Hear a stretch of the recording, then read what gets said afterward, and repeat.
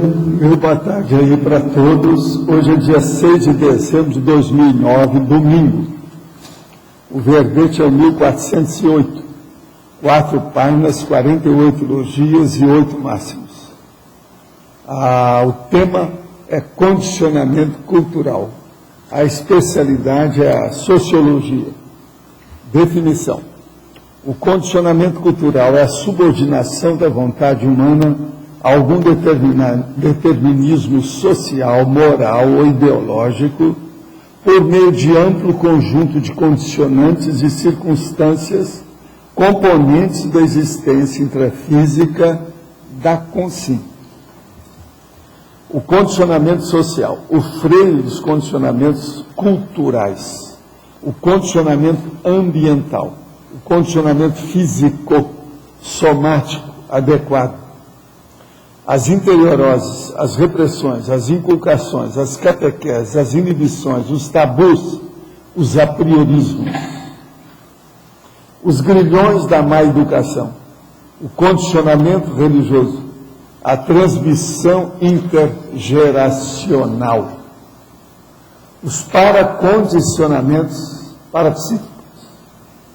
Agora, nós temos aí também na remissiologia a indicação do choque cultural, a culturologia, o idiotismo cultural, lacuna da formação cultural, a matriz cultural e o vício da formação cultural. Tudo isso são verbetes que eu acho que todos eles nós já debatemos aqui. Os freios dos condicionamentos culturais podem ser sadios evolutivos ou doentios retrógrados.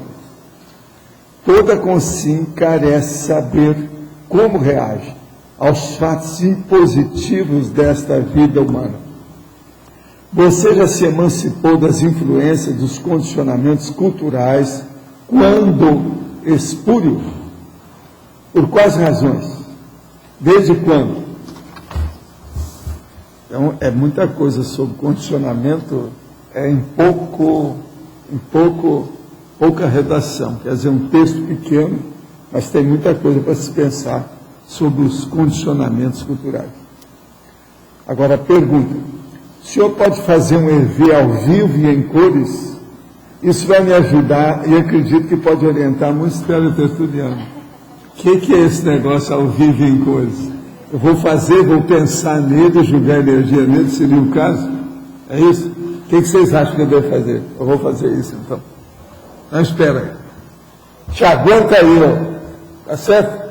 Segura aí. Agora, às vezes eu estou fazendo, o cara nem está percebendo, não está lá ligado, ele vai sentir essa energia, porque nós vamos atrás dele. A minha energia vai aonde for. É pior que os mísseis americanos. O negócio vai em cima. Então, deixa eu só pensar nele.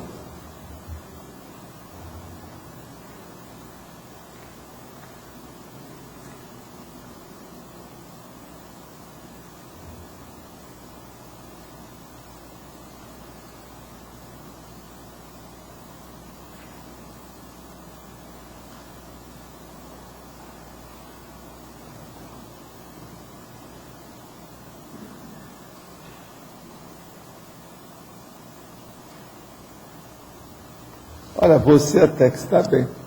O ambiente dele não é ruim, não. É bom. Sabe, as coisas que eu percebi, não percebi nada de pesado na situação. Eu não vou falar o nome dele aqui, porque não fica muito bom, né? Mas até que bem. Alguém sentiu alguma coisa de energia aí? É? Não? Um pouquinho? Um pouquinho? É? Isso aí é rebarba. Tá certo?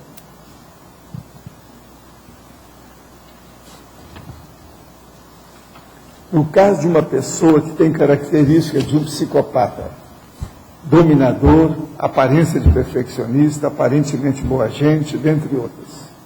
Nesse caso, a pessoa poderia ver assim algo extremo, ou seja, uma pessoa assim sempre terá tendência às consequências extremas e perigosas com os que convive, ou pode ser que ela possa levar uma vida sem causar perigo maior às pessoas com quem convive. O ideal é afastar definitivamente dela Olha, a primeira coisa, há uma série de variáveis que interferem nisso aqui para a gente dar uma opinião, né? Primeira coisa, preciso saber se essa pessoa é psicopata mesmo. Outra coisa, essa pessoa é agressiva fisicamente? Outra coisa, essa pessoa tem um soma avantajado, grandão? Isso também é muito sério. Outra coisa, essa pessoa é parente?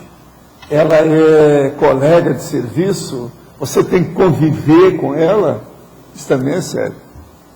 Então, são coisas que a gente tem que entender para dar opinião. Eu não posso dizer que você deve ficar ou afastar.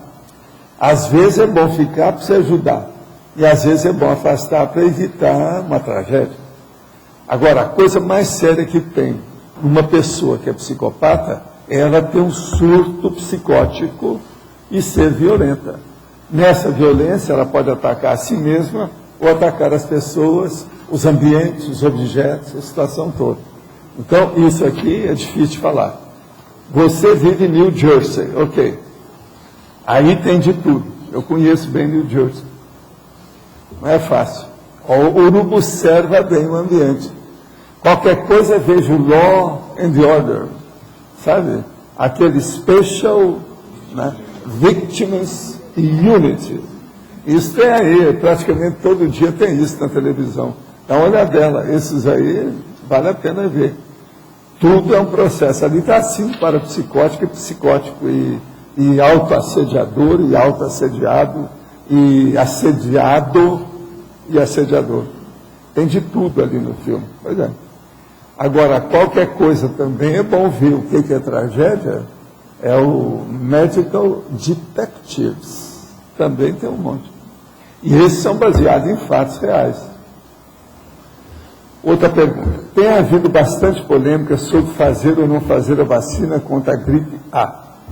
Pois suspeitas que possam existir efeitos colaterais sérios. Poderia comentar? Olha, já ouvi falar nisso aí.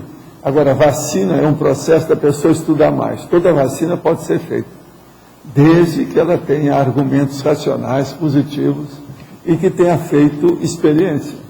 Há muita experiência que tem que ser feita. Isso aqui não pode se brincar. E outra coisa, nunca se vai aplicar uma vacina em larga escala sem ter feito muitas experiências com muita gente. Gente que eu estou falando, ou animais, ou qualquer coisa nesse sentido. Alguma coisa tem que ser feita. Isso aí, então, é difícil da gente dizer. Vamos observar o que vai acontecer com isso, né? Diz que a gripe não está boa nos Estados Unidos, não. Está brava atualmente, né? Por causa do processo do frio que chegou lá. Com o frio, esse vírus gosta de esquiar na neve. Então é um perigo isso aí. Considerando que a consciência é muito mais que um veículo de sua manifestação, eu pergunto, ao compreendermos um problema intraconsciencial, o que nos impede realmente de o resolvermos? Se isso fosse aprofundado, a dispersidade seria uma realidade ampla na sociedade? Sem dúvida. É uma das coisas mais sérias que tem. Você está julgando um conceito com o outro, mas perfeitamente correto. É por aí mesmo. Para melhorar o conflito intraconsciencial, nada melhor do que a dispersidade, para fazer a pessoa pensar. Ela vai refletir maior. O que falta nas pessoas, de modo geral, é a autorreflexão mais profunda, para acabar principalmente com as apriorismoses, os mitos, os tabus e, vamos dizer, os fanatismos. Fanatismo é uma das piores coisas que tem na Terra nesse século XXI. Sempre parece que foi assim, mas atualmente é uma das piores mesmo, bem claro, é o fanatismo. E o pior fanatismo que tem na Terra atualmente é o religioso, de diversas naturezas, de diversas facções religiosas, de diversas teocracias e teologias e teodiceias. Uma das piores coisas que tem na Terra atualmente. E outra coisa, a tendência disso faz anos que eu estou falando, que isso vai aumentar devido à Reudex e o processo com os réus. Agora, continuando aqui o que ele está perguntando. A raiz dessa dificuldade deriva do cérebro ou genética intensificado pelo funil da ressoma? Em parte mas não é bem isso, não. Não vamos colocar nem cérebro nem genética nessa. A situação séria mesmo é paragenética holobiográfica paracerebral. Vê se você me entende. É a nascente, a raiz, e não a exposição óbvia da situação aqui da vida humana. O negócio é de trás, não é do atual presente. Agora, ou do paracérebro ou paragenético, que sua vez afeta o cérebro. Sim, é esse segundo aqui que você está perguntando. Numa vida intrafísica, pode ser desperto e na seguinte não conseguir alcançá-la? Obviamente que não. Porque se uma pessoa vai alcançar esse nível de lucidez, ela não volta atrás. Por exemplo, é você querer fazer de uma pessoa virar gato, tornar a ser gato, não dá. Ele pode virar um selvagem, uma coisa, mas gato não dá. Agora, o que você está querendo é isso, é o desperto, que já caminhou tanto, que está lá com mais lucidez, principalmente do ponto de vista multidimensional, parapsíquico, cosmoético, prioritário, evolutivo. A tendência dele, logicamente, vamos observar, é ele permanecer com essa lucidez. Está certo isso? E outra coisa, o desperto, quando chega à dispersidade, ele vai ver que ele alcançou umas coisas que nem o curso intermissivo deu para ele. Quer dizer, uma das coisas que são, uma coisa que é superior ao curso intermissivo é a condição da dispersidade. Está certo isso? Vamos entender a lógica. Sendo assim, companheiro, você está entendendo? Olha, ver se tem lógica para você. Essa é uma ponderação séria para a gente ver. Poderia aprofundar a relação entre o condicionamento cultural e a lavagem cerebral? Olha, condicionamento cultural, todo aquele condicionamento que ele tem na sua natureza, na sua estrutura, alguma, vamos dizer, participação de doutrinação, de persuasão à força, de coesão de algum jeito, de dogmática, isso mostra que tem lavagem cerebral. Então é só ver esses conceitos que nós vamos entender o que a gente está chamando de condicionamento cultural. Um condicionamento cultural bom é aquele da pessoa que caminha para a democracia plena, para a cosmoética, para a interassistencialidade, para o entendimento da intercompreensão. Então, se tem lavagem cerebral, a situação já muda de figura. Por quê? A pessoa já não tem livre-arbítrio, ela não tem liberdade de ação. Escuta, como é que é o sobrenome daquela nossa amiga lá de Barcelona, a minha amiga e sua, Aline? Como é que é, Aline? Como é que é? Você lembra? Hein? Não. Não, estou falando da Aline. É Bittencourt. É que tem uma que está sempre escrevendo aqui, que é outra. Nós temos um monte de Aline. Ontem mesmo nós estávamos com a Aline lá é Bittencourt. Geralmente Bittencourt é francês, então é Bittencourt. É Bitton. Agora, gente, eu estou aqui com uma coisa muito positiva e tem também, são 3 coisas positivas e uma negativa. Então, o que vocês querem primeiro? Primeiro a negativa? Primeiro a negativa? Então vamos ver primeiro aqui mais uma pergunta. Na tertúlia de quarta-feira, o senhor falou a respeito da consciência ressomada no interior rural e que sempre trabalhou na roça. Então, na próxima vida, ela não irá ressomar na pós-graduação. A pergunta é, a consciência e as profissões, como evolutivamente, a exemplo, o açougueiro, o peão de fazenda, o dono de motel, o dono de boate e outros mais? Sim, eu digo para você, vamos só pensar numa coisa, isso aí é você que tem que tirar a sua conclusão. Uma pessoa não muda o temperamento de uma hora para outra. Se ela vem e ela é açougueira a vida inteira, vocês acham que ela vai ser intelectual imediatamente na outra vida? Mesmo que ela mude de etnia, de país, de continente, qualquer coisa, a tendência não é essa. Está certo? Que a pessoa não muda. Outra coisa, essa pessoa, por exemplo, ela foi dona de motel. mexeu com isso. Vocês acham que ela vai trabalhar com cosmoética imediatamente na próxima vida? Isso não conjumina, a coisa não dá, não tem coesão. Então, veja, a mesma coisa, uma pessoa trabalhou na roça a vida inteira, não quis estudar, não fez curso nenhum, só cuidou da natureza. Foi uma beleza a vida dela. Agora, veja, vocês acham que ela vai ser fora de série como intelectual na próxima vida? Ela vai demorar, ela precisa de mais vidas no meio disso para ela mudar. É isso que nós queremos dizer aqui. Então, a interiorose, ela existe. Eu, por exemplo, eu sou uma pessoa que nasci no interior. Vivi no interior também muito tempo. Atualmente nós estamos no interior, mas nosso interior aqui é fajuto, porque a gente mora numa fronteira que tem 2 países tudo juntos. Já não é muito interior. Internet, em inglês, é o interior, é outra coisa. Mas então agora vamos entender. Lá no interior, eu conheci verdadeiros gênios, que morreram geniais, dentro da interiorose deles. Mas, por exemplo, não apareceu, isso não foi para New York, não esteve no Rio de Janeiro, não foi a São Paulo, ninguém ficou sabendo daquela cabeça fora de série que estava lá. Assim, existe uma opção de gênio dentro da interiorose. Agora, o que a gente quer chamar é que a tendência da pessoa na interiorose é ficar em un petit comité. Uma coisa reduzida, circunscrita, acanhada, menor. Há um processo de diminuição da manifestação consciencial da pessoa. É isso que a gente quer chamar a atenção. Agora, eu acho que existem gênios por todo lado, inclusive no interior, inclusive nas fazendas.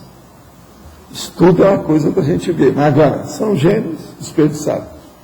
Então, quer dizer que o ruim a gente deixa para o fim. Então, eu vou falar os 3 grandes primeiro aqui, sério. Primeira coisa, eu estou aqui com 2 infográficos feitos pelo Flávio. Flávio Monteiro, ele estava por aqui, não sei se está. Está ali, ó. É aquele cara lá, aquele que tem. Olha lá, ele é do meu clube, sabe como é que é? É. Então, veja, é ele lá. O nome dele é Josiberte Flávio Monteiro. Ele é um grande desenhista e, ao mesmo tempo, é um grande informata. Ele é especialista nessas coisas. Ele fez aqui, ó, ele me mostrou 2 infográficos. Um é sobre conscienciologia, intermissiologia, agora o tema, ciclo multiexistencial. E o outro, conscienciologia, intermissiologia, tema, intermissivista. Agora, ó, com a beleza, com os desenhos fora de série, ele ainda está ainda em andamento, ainda não colocou isso, o geral. Mas é uma coisa para a gente pensar e ver. Agora, o que eu queria dizer para vocês é o seguinte, o projeto infográfico da conscienciologia, que ele está levando avante, o objetivo, criação de uma equipe para adaptação e desenvolvimento dos conteúdos sobre conscienciologia. Missão da equipe, disseminar a conscienciologia por meio de conteúdos adaptados no formato sintético, ilustrativo ou ilustrado, instigando os leitores a desejar se aprofundar nos temas expostos. Então, a pessoa vê um infográfico desse, ela vai querer ver mais. Está muito bem feito isso aqui. Eu vou depois, quem quiser ver, eu vou distribuir aí para vocês verem. Ainda não tem, não é ainda o fim. Ele ainda está em andamento. Agora, outra coisa. É ser de uma maneira de entrada nos conhecimentos da conscienciologia por meio da internet, pelo Brasil e pelo mundo. Eles vão colocar isso na internet. Recursos. Humanos, voluntário da CCCI, que tem o seguinte perfil. Quer dizer, nós estamos procurando essas pessoas para ajudar lá o Flávio. Arte, ilustradores e desenhistas. Conteudistas, pessoas que gostam de fazer a adaptação de conteúdos, como, por exemplo, professor, jornalista, escritor, pesquisadores. É o que tem mais aqui, né? Agora, 3, revisores. 4, tradutores. 5, editoração gráfica, diagramadores. 6, profissionais de informática dessa área. CorelDRAW, Illustrator, Flash, Web Designers. Quer dizer, quem entende desses programas? Agora, outro, computadores. Os voluntários inicialmente precisarão utilizar os próprios recursos, notebook ou desktop. De modo que, vê se vocês me ajudam, Flávio, vocês vão me ajudar aí no meu trabalho. Olha quem é que pode fazer isso. Está aqui uma pasta com material, qualquer coisa, tem essa listagem que eu falei. Se alguém quiser ver, está aqui. Acho que isso é fora de série. Vocês sabem o nome disso. O nome disso é esquemão. Tem vários nomes. Eu tenho uma coleção desses esquemões de infográfico lá embaixo. Tem uma pasta cheia. A própria lá, Aracê já fez uma série deles. Ele também já trabalhou no Instituto lá na Aracê.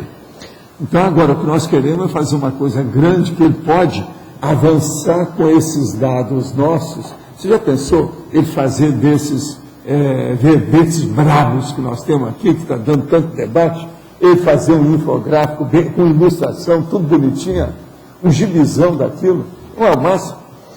Pode ser voluntário fora de Foz, de outra cidade?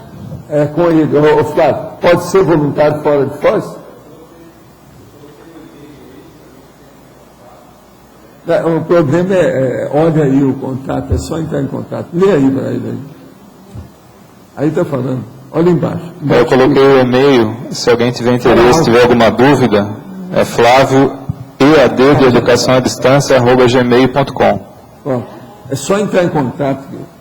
Ele é bom de papo. É flávioead de educação à distância, @gmail.com. Todo mundo que apareceu aqui é o mais prendado de todo mundo que já veio para fazer isso.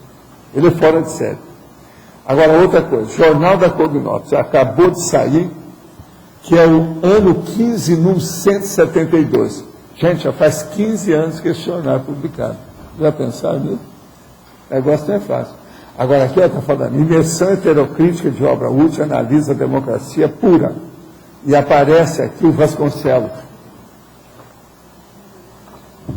Vale a pena. Cognops Pedra Azul, agora é Rota do Conhecimento. Campos Aracê, Conscienciologia, acesso na BR-262, quilômetro 87. Rota do Conhecimento.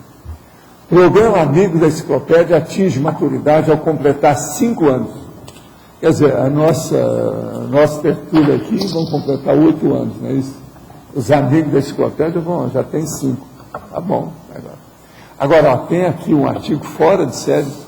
Alexandre Nonato, JK e a Constituição de Brasília. Está falando sobre o processo do livro que ele vai lançar agora, do JK. O lançamento vai ser quando? 23. Hoje é dia 6, quer dizer que é daqui 17 dias, é isso? Então tá. Agora, JK foi meu amigo, né? Eu fui amigo dele, né? Agora, para mim, foi uma das grandes personalidades que eu conheci na minha vida. E lá eu falo nisso aí no livro dele. JK foi uma personalidade rara na política, ético, bem-humorado, tocador de obras, produtivo e visionário. Ele era isso tudo mesmo. E mais alguma coisa. JK era fora de série.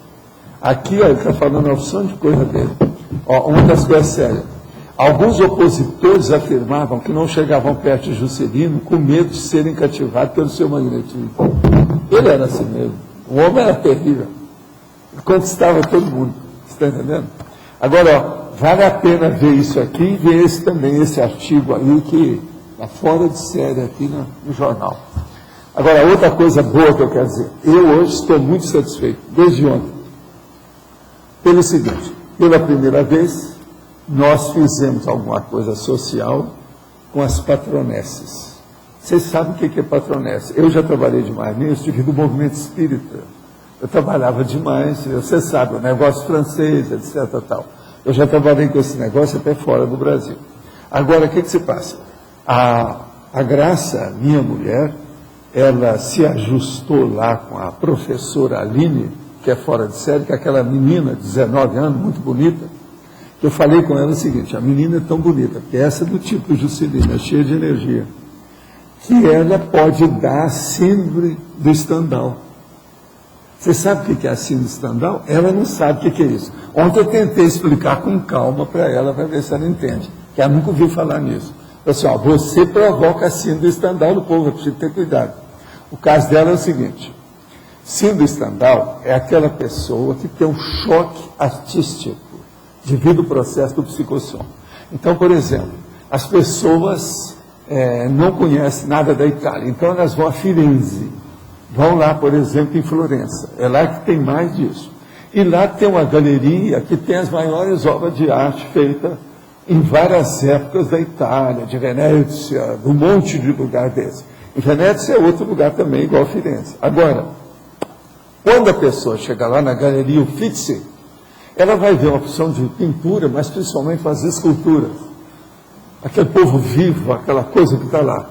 A pessoa vê aquilo, os detalhes daquilo, fica babaca e às vezes desmaia, cai na hora lá, pelo choque da energia. Isso aí, quem estudou isso foi Stendhal. Agora, então eles colocaram o nome de síndrome de Stendhal. Então a pessoa que chega e vê, por exemplo, a escultura do Davi, a moça chega lá e vê aquilo, fica besta. Aquilo entra, dá um problema da emoção dela, violento, que é mais do que o choro da pessoa que chora vendo novela. Você está entendendo? Então, dá um impacto e ela entra em choque. Agora, há pessoas que entram em choque, você sabe disso. O Juscelino, isso que ele está falando, é justamente o tipo síndrome do Stendhal, de político para político.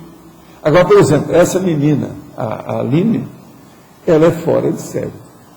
Você já de ver ontem, e a aura dela. Eu virei para ela e falei assim, não adianta nada, vocês fazem, roupas fazem, porque tudo isso para mim é secundário. Me interessa é ver a aura da pessoa. Agora, a aura dela estava uma coisa ontem, lá no processo da dança. Eu estava com o César, a gente estava conversando as coisas, como é que é. Então, veja, eu estou muito satisfeito que é pela primeira vez nós fazemos algum trabalho de patronesse aqui com assistência.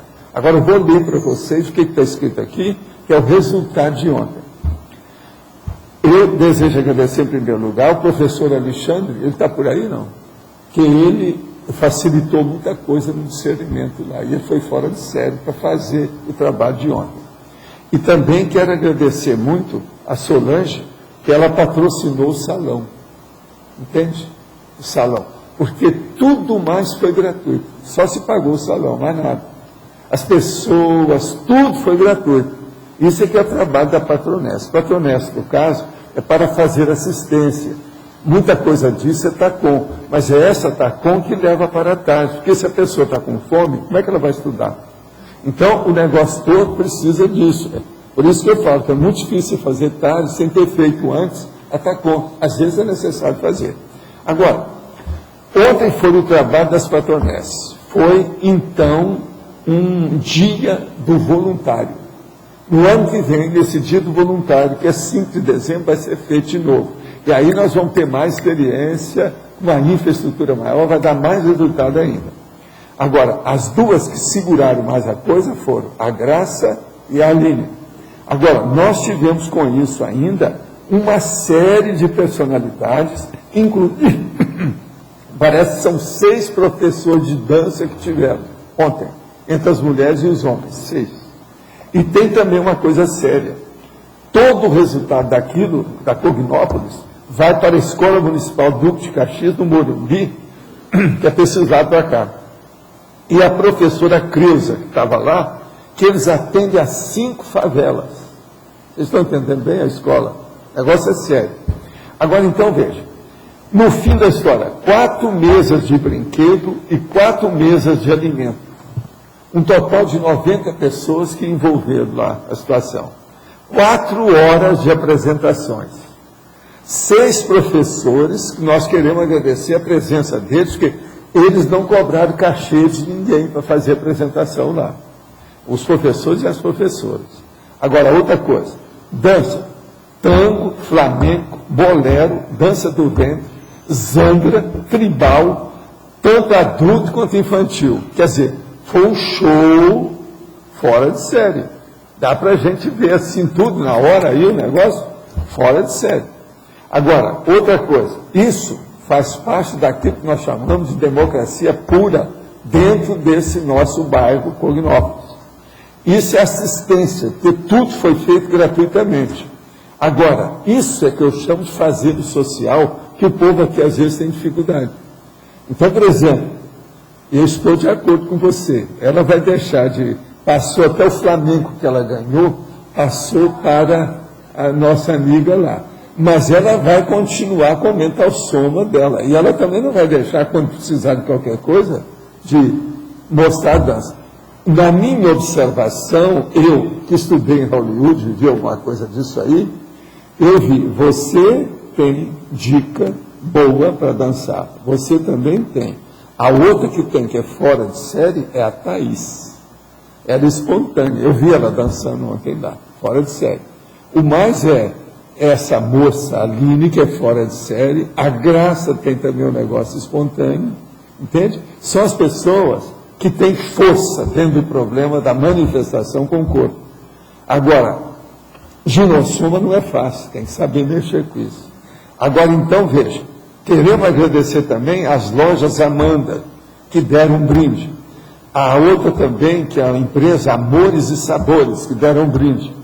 Foi esse brinde que a Vassiliki ganhou, aquela cesta de Natal lá, aquele negócio.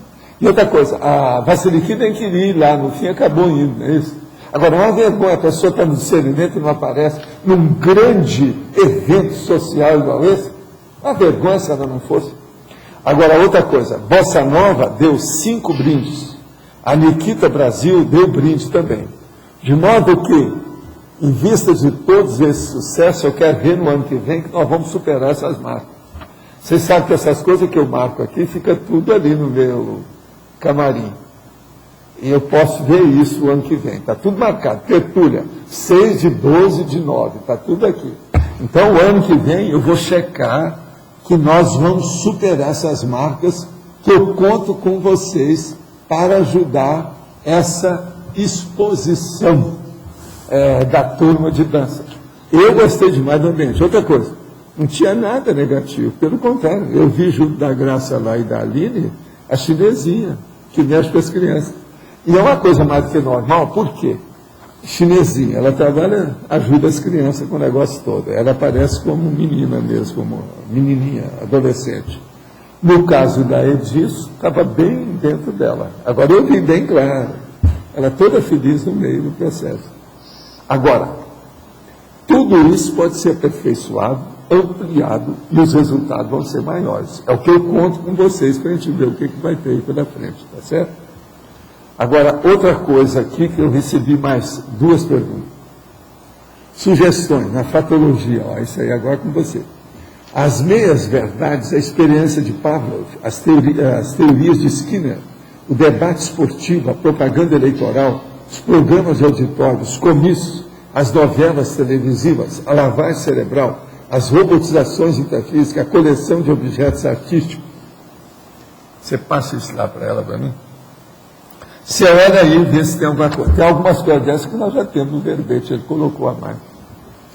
Se na assistência extrafísica o fator surpresa se faz necessário, nas atuações do intrafísico também o é? Não, depende. Surpresa, às vezes, é boa, a gente dá, até positivo para as pessoas, mas isso é perigoso. Eu quero lembrar o caso daquela menininha, nossa amiga lá de Belo Horizonte, o que aconteceu com ela, que eu já contei aqui. Quer dizer, a pessoa tem boa intenção para fazer surpresa, eu não sou muito favorável a certa surpresa, não. Agora, o que acontece com a menina? A menina tinha de 4 para 5 anos, mais ou menos, uma belezinha, altinha, bonitinha, toda certinha, morena clara, tipo brasileira, uma lindeza de menina. E ela veio da roça porque os pais tinham morrido, houve lá um negócio, e eles trouxeram, e a família começou a criar em Belo Horizonte. Belo Horizonte era uma família boa, socialite, gente bem. Agora, quando trouxeram a menina, olharam, vacinaram, atenderam, fizeram um check-up da garota, melhoraram tudo, melhoraram a roupa dela, o guarda-roupa dela, aquela coisa toda. Mas aí, estava perto do Natal, fizeram uma árvore de Natal para ela. Então, o que fizeram? Encheram uma árvore de presentes só de criança, uma árvore enorme, dentro de um salão, fecharam tudo e depois escureceram tudo e foram lá com ela e chamaram ela. Então, a menina veio. Ela veio, então, para receber o presente de Natal. Abriram a porta e acenderam as luzes com a árvore de Natal cheinha de brinquedo. E ela falou assim, mas e o presente? Não, tudo aí é o presente seu. A menina deu um curto-circuito no coração dela, caiu morta. Morreu na hora. Eles tiraram ela da sala e já estava morta. Agora veja, eles tinham examinado. Possivelmente ela devia ter uma lesão cardíaca, daquelas tipo menina azul, aqueles troços todos que tem, sabe como é que é? Problema aí da... Pois é, a cianótica. Alguma coisa nesse sentido. Agora veja, vocês já viram o drama, principalmente da mãe postiça lá, que arranjou, que fez a adoção da garota? Eu atingi esse povo. O negócio não é fácil. Então, nós precisamos ter muito cuidado com esse processo de surpresa nos outros. Por isso que eu estou chamando a atenção para cá. Fator surpresa, se ter cuidado, porque tem gente que tem cardiopatia. Né? Quando planejamos algo que pretendemos fazer, é necessário que se fale pouco sobre os detalhes do projeto para que os assediadores não fiquem sabendo e não nos atrapalhem? Não. Isso aí é o seguinte, é bom a gente falar, porque senão você mostra covardia. Se você mostrar covardia, é aí que eles vêm com a canga e tomam conta de você. Isso é bobagem. A gente tem que ter coragem, intrepidez, ser indômito, abrir, como diz o meu colega lá de Cascavel, atire o sutiã fora e mete os peitos. Isso não tem outro jeito. Abre o olho. Agora, gente, a coisa que é negativa que eu queria falar, eu deixei para o fim. Recado de Alexandre Rosado no Twitter para a CCCI. Pessoal da Sindex, mandei recado a vocês por e-mail. Não terei como ir no dia 17. Estou refazendo meu projeto para fevereiro. Confirmam lá. 4h40 AM, dezembro, 3rd, tal. Já é o terceiro convite de debate que o Rosado foge, depois de confirmar a participação. Detalhe, um dia antes de publicar essa nota no Twitter, Rosado publicou outro artigo no seu blog, criticando a visão da Sindex sobre a Invex. Eu acho que vocês têm que deixar, porque eu penso que esse nosso amigo, que eu conheço desde que ele era rapazinho, ele é pirado. Isso aqui mostra que tem algum processo psiquiátrico. Preciso de mandá-lo para o psiquiatra. Ele é um caso psiquiátrico. Eu acho que não é de debate mais, não. Agora, vocês lembram o que eu falei? Eu quero ver se ele vem aqui em janeiro. Vocês lembram? Eu quero ver se ele vem aqui. Ele não veio nada, tá vendo? A gente já esperava que fosse acontecer. Agora, veja, ele que já estudou de doutorado e um monte de coisa, ele deve estar pirado. Isso aí é um processo psiquiátrico. Rosado, se você estiver me ouvindo, consulta um psiquiatra essa semana. Você não está normal. A gente estava falando antes, tinha uma opção de coisa, mas não, depois de tantas, mais um fato desse. Gente, é preciso ser muito cara de pau para fazer isso. Isso é caso psiquiátrico. Isso não é normal. Coloque-se qualquer um aqui na posição dele. Vocês teriam coragem de continuar com a conversa sobre isso aqui desse jeito? O rapaz é um caso psiquiátrico. Então, eu penso que vocês têm que deixar para lá e dizer que o negócio é psiquiátrico. Agora, pega e publique imediatamente aqueles artigos que vocês já andaram fazendo aí do assunto, que é bom esclarecer isso aqui. Porque você sabe, internet, conforme a situação, é bom abrir uma polêmica para liquidar, principalmente se tem psicótico. O Rosado está batendo na porta da psicose. Isso aqui não é normal. Negócio, vamos conversar com qualquer psiquiatra aí que ele vai falar isso. Isso não está normal. Olha bem todos os fatos que aconteceram até agora. Isso não é normal, gente. A cabeça dele não está regulando bem. Alguma coisa está batendo pino. Agora, precisa de dar uma examinada nele, ver como é que é. Às vezes, pode ter problema, coitado, na família dele, que nessa idade começa a aparecer, você sabe. Doença psiquiátrica depende da idade. A idade dele, às vezes, ele sempre foi um pouco assim, desajustado em matéria social, de conversa, essa coisa toda. Eu conheço ele desde que ele apareceu rapazinho. Mas agora isso aí não. Isso aí já mostra que já há um desvio, há um processo de irracionalidade. O negócio não é normal. De modo que vamos pôr energia nele para ver se ele melhora. Agora, acho que é bom indicar um psiquiatra para ele. Esse negócio não está normal. De modo que você não deve perder mais tempo com isso não. Publica lá o artigo e deixa para lá. Que ele vai ser mais um desses psicóticos da internet que vive publicando as coisas que a gente nem sabe o que é. O povo fala que eu falei certas coisas, eu nem sei o que é aquilo. Nem sei. Então, você sabe, internet veio para ficar. Mas, por enquanto, ainda está engatinhando. Né? Tem muita coisa atrapalhada. E o povo coloca tudo lá. E esse Twitter, você sabe, é de morte. Né? É o último que tem agora, alta potência. De modo que, então, todos são os condicionamentos culturais. Essa questão do condicionamento cultural, uma das mais sérias que eu estou falando, é essa da surpresa. Isso a gente precisa ter muito cuidado.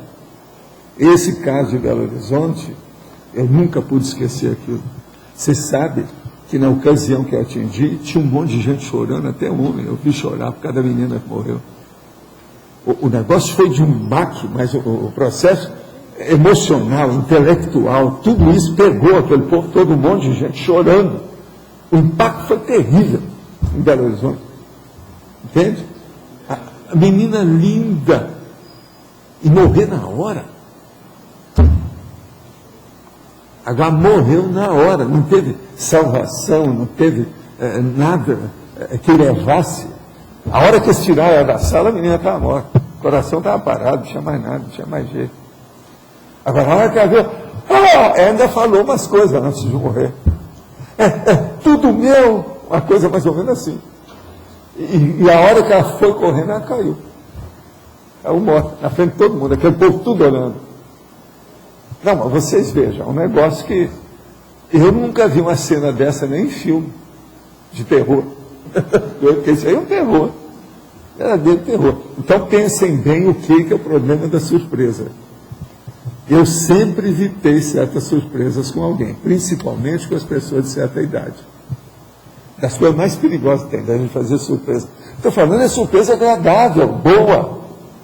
Eu, por exemplo, eu não gosto de surpresa. Por exemplo, uma pessoa, estou trabalhando aí com o meu processo de alimentação. Chega uma pessoa aí, como é que é? Você vai assustar. Eu e a gatinha lá no escritório, a gatinha cai lá de cima, onde ela está, na hora, cai em pé. Professor, sim. Aqui do lado de cá. Eu queria que o senhor comentasse um pouco mais essa característica da pessoa que causa nos outros um impacto psicossomático, né? Que você estava falando da síndrome de Stendhal. Da Aline. Aline, o JK. Isso. Eu conheci vários. De causar era assim também, eu e Pietro Baldi. Eu queria que você fizesse uma correlação disso com aquilo que você falou na tertúlia do sábado passado, daquela sensibilidade. Pois essa é a sensibilidade. Agora, veja, isso aí, em parte também é a empatia, o charme, o processo do borogodó que o povo fala. Agora, tem uma coisa também séria nisso. Quando a pessoa vai ficando de mais idade, isso pode aumentar. Por exemplo, a Aline, a professora, tem 19 anos só. Você já pensou quando ela for Balzac, porque é quando a mulher é mulher mesmo, depois dos 30? Como é que vai ser? E quando a pessoa começa a trabalhar mais com a questão mental somática, tem alguma coisa, algo que pode assim atrapalhar ou alguma coisa nesse sentido? Tem. Por exemplo, eu vou lembrar uma. Lembra que eu já falei aqui sobre o caso daquela louraça da televisão que foi lá para fazer o duelo energético comigo? Ela era isso. Depois ela foi embora, parece que ela foi para o exterior. Ela trabalhando em comunicação no exterior. Mas a intenção dela não era boa. Quer dizer, o vinho subiu a cabeça. Ela era uma menina, mocinha, devia ter uns 20 e poucos anos. Agora, o que é que se passa? Aquele negócio dela dominar o problema da energia, e ela sentir, e ela ver, e no meio você sabe, de televisão, aonde está cheio de artista lá, você fala qualquer coisa, o povo treme. Então, aquilo subiu a cabeça dela, ela ficou grogue, então ela achava que ela dominava tudo. Entendeu como é que é? Então, por isso, a Braba pegou lá o povo, que tinha até um rapaz da Braba que era interessado nela, porque a moça era muito bonita. Agora, o que se passa? Eles levaram lá em casa para ver. Assim, não, nós vamos levar para a pessoa que entende esse negócio de energia. Vamos ver como é que você é com ele. Entendeu? Uhum. Essa moça era um caso desse também, bem claro. E a intenção dela não era boa. E quando a pessoa tem obras, como você falou da escultura, uma música, que aquilo fica impregnado naquela obra que a pessoa tem. Isso pode ser um estigma. Como que a pessoa pode manejar com isso para que isso não seja negativo para ela? Tem outra vida, para isso é que tem a série X. É o único jeito. Na série X ela começa a melhorar a situação, porque às vezes o estigma não tem jeito. Muita canja de galinha. A pessoa às vezes muda a personalidade, mas veja, quando ela muda a personalidade, muda de país, muda de nome, muda de uma opção de coisa, ela é outra personalidade. Aí já não é mais aquilo. Então ela sai do estigma, porque ela matou a própria personalidade antiga, entendeu? Isso aí não é o ideal também. Essas coisas tudo ocorrem, você sabe disso. Tem muita gente assim. Outra coisa, tem uma porção de gente que foge dentro da marginalidade, que cometeu algum crime, alguma coisa, ele foge e muda a personalidade. Mas o estigma às vezes continua. A maior prova disso que tem são os nazistas, que tentaram fugir. Às vezes 30, 40, 50 anos depois eles descobriram os nazistas. Agora recentemente descobriram mais uns 2. E condenaram os caras. Gente que tinha matado a opção de gente. Você está entendendo? Então veja, o estigma continua. Nessa questão dos nazistas, tem gente que parece que foi descoberto meio século depois. Aí em 90 e tantos, mais ou menos, que a guerra acabou em 45. Ele foi descoberto depois disso, em 95, 96, por aí. Agora, parece que agora, o mês passado, condenaram mais 2 que descobriram também, que eram da época dos nazistas. Agora é recente. Quer dizer, o povo não esqueceu. Essas gerações daquela guerra, a maioria já morreu. Você está entendendo? Todo mundo já dessonou.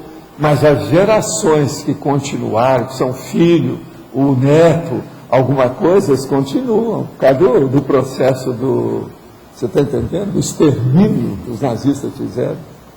Então isso tudo aí, estigma é uma coisa séria. O estigma de pessoa é um dos mais difíceis que tem. O estigma, por exemplo, de ambiente, às vezes você conserta bem.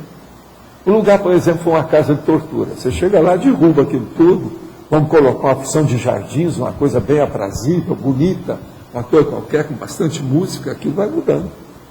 Agora, a pessoa, não é fácil. Porque a pessoa, ela tem inteligência, ela tem energia, ela tem o grafo pensênico, ela tem a assinatura pensênica. A assinatura pensênica, vamos dizer, estigmatiza a pessoa. Entende como é que é? Por exemplo, eu faço isso, pronto, isso é um estigma, está marcado, eu estou marcado com esse som, acabou, só isso aqui. Eu sempre fiz isso aqui para mostrar uma coisa muito simples, você está vincado, você está marcado. Entende o que é? Então pensa nisso para você entender como é que são as coisas aí no caso. Professor, eu queria só fazer uma observação aqui no ar. Esse infográfico que está rodando tem ilustração do Pedro Marcelino também, tá? Tem uma ilustração do curso intermissivo muito boa. Da quadrinologia, que é a arte sequencial, como é chamada atualmente os quadrinhos. Né? Tá certo?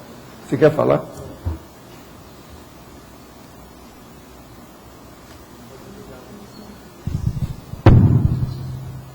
Aqui, ó. Olha o do Arlindo.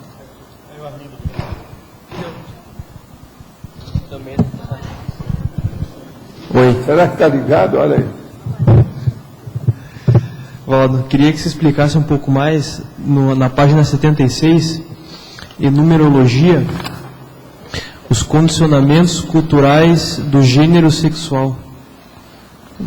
Os condicionamentos culturais do gênero sexual. O problema todo é o seguinte, existem pessoas, por exemplo, uma boa parte da humanidade que às vezes não estão satisfeitas, a pessoa não está satisfeita com o próprio corpo. A mulher não está satisfeita com o próprio corpo, o homem não está satisfeito com o próprio corpo. Isso é muito comum. Eu que trabalhei com processo lá de plástica e cosmetria, essa coisa toda, para ver o problema da apresentação da pessoa social, raramente, numa determinada idade, você vai encontrar uma menina que esteja totalmente satisfeita com o corpo que ela arranjou. Uma quer que a cintura seja menor, a outra acha que o traseiro dela não está conforme, que precisa ter um purgor mais forte. A outra acha que os bracinhos dela estão muito finos. Entende? Tudo isso por quê? Vem aquele rapaz que olha e fala, nossa, olha só os braços dela. Parece macarrão. Mas isso daí não está Uma mais coisa qualquer ligado assim, ao... você está entendendo? Então, isso tudo cria problema naquela criança. Mas não está mais ligado ao Isso condicionamento é cultural. processo sexual, sim, por causa do corpo. Mas não é do Mexeu com o gênero, mexeu com o corpo, mexeu com o sexo. E o do senso Agora, junto estético? com isso, tem travesti, lésbica, homossexual, você está entendendo? O transexual, aquele que faz cirurgia. Você sabe que tem gente que era homossexual, fez a transexualidade, depois ele quer voltar atrás, não tem mais jeito. Homem, virou mulher, e ele quer voltar a ser homem de novo, não tem jeito, isso tudo já aconteceu. E a gente já previa isso, porque essas pessoas, elas não se sentem satisfeitas consigo mesmas. Então, veja, isso é um problema de imaturidade. A pessoa tem que se ajustar ao corpo que tem. Esse corpo, geralmente, ele vem com a bula, ou seja, as instruções de uso. Ou ele é macho, ou ele é fêmea, quase sempre.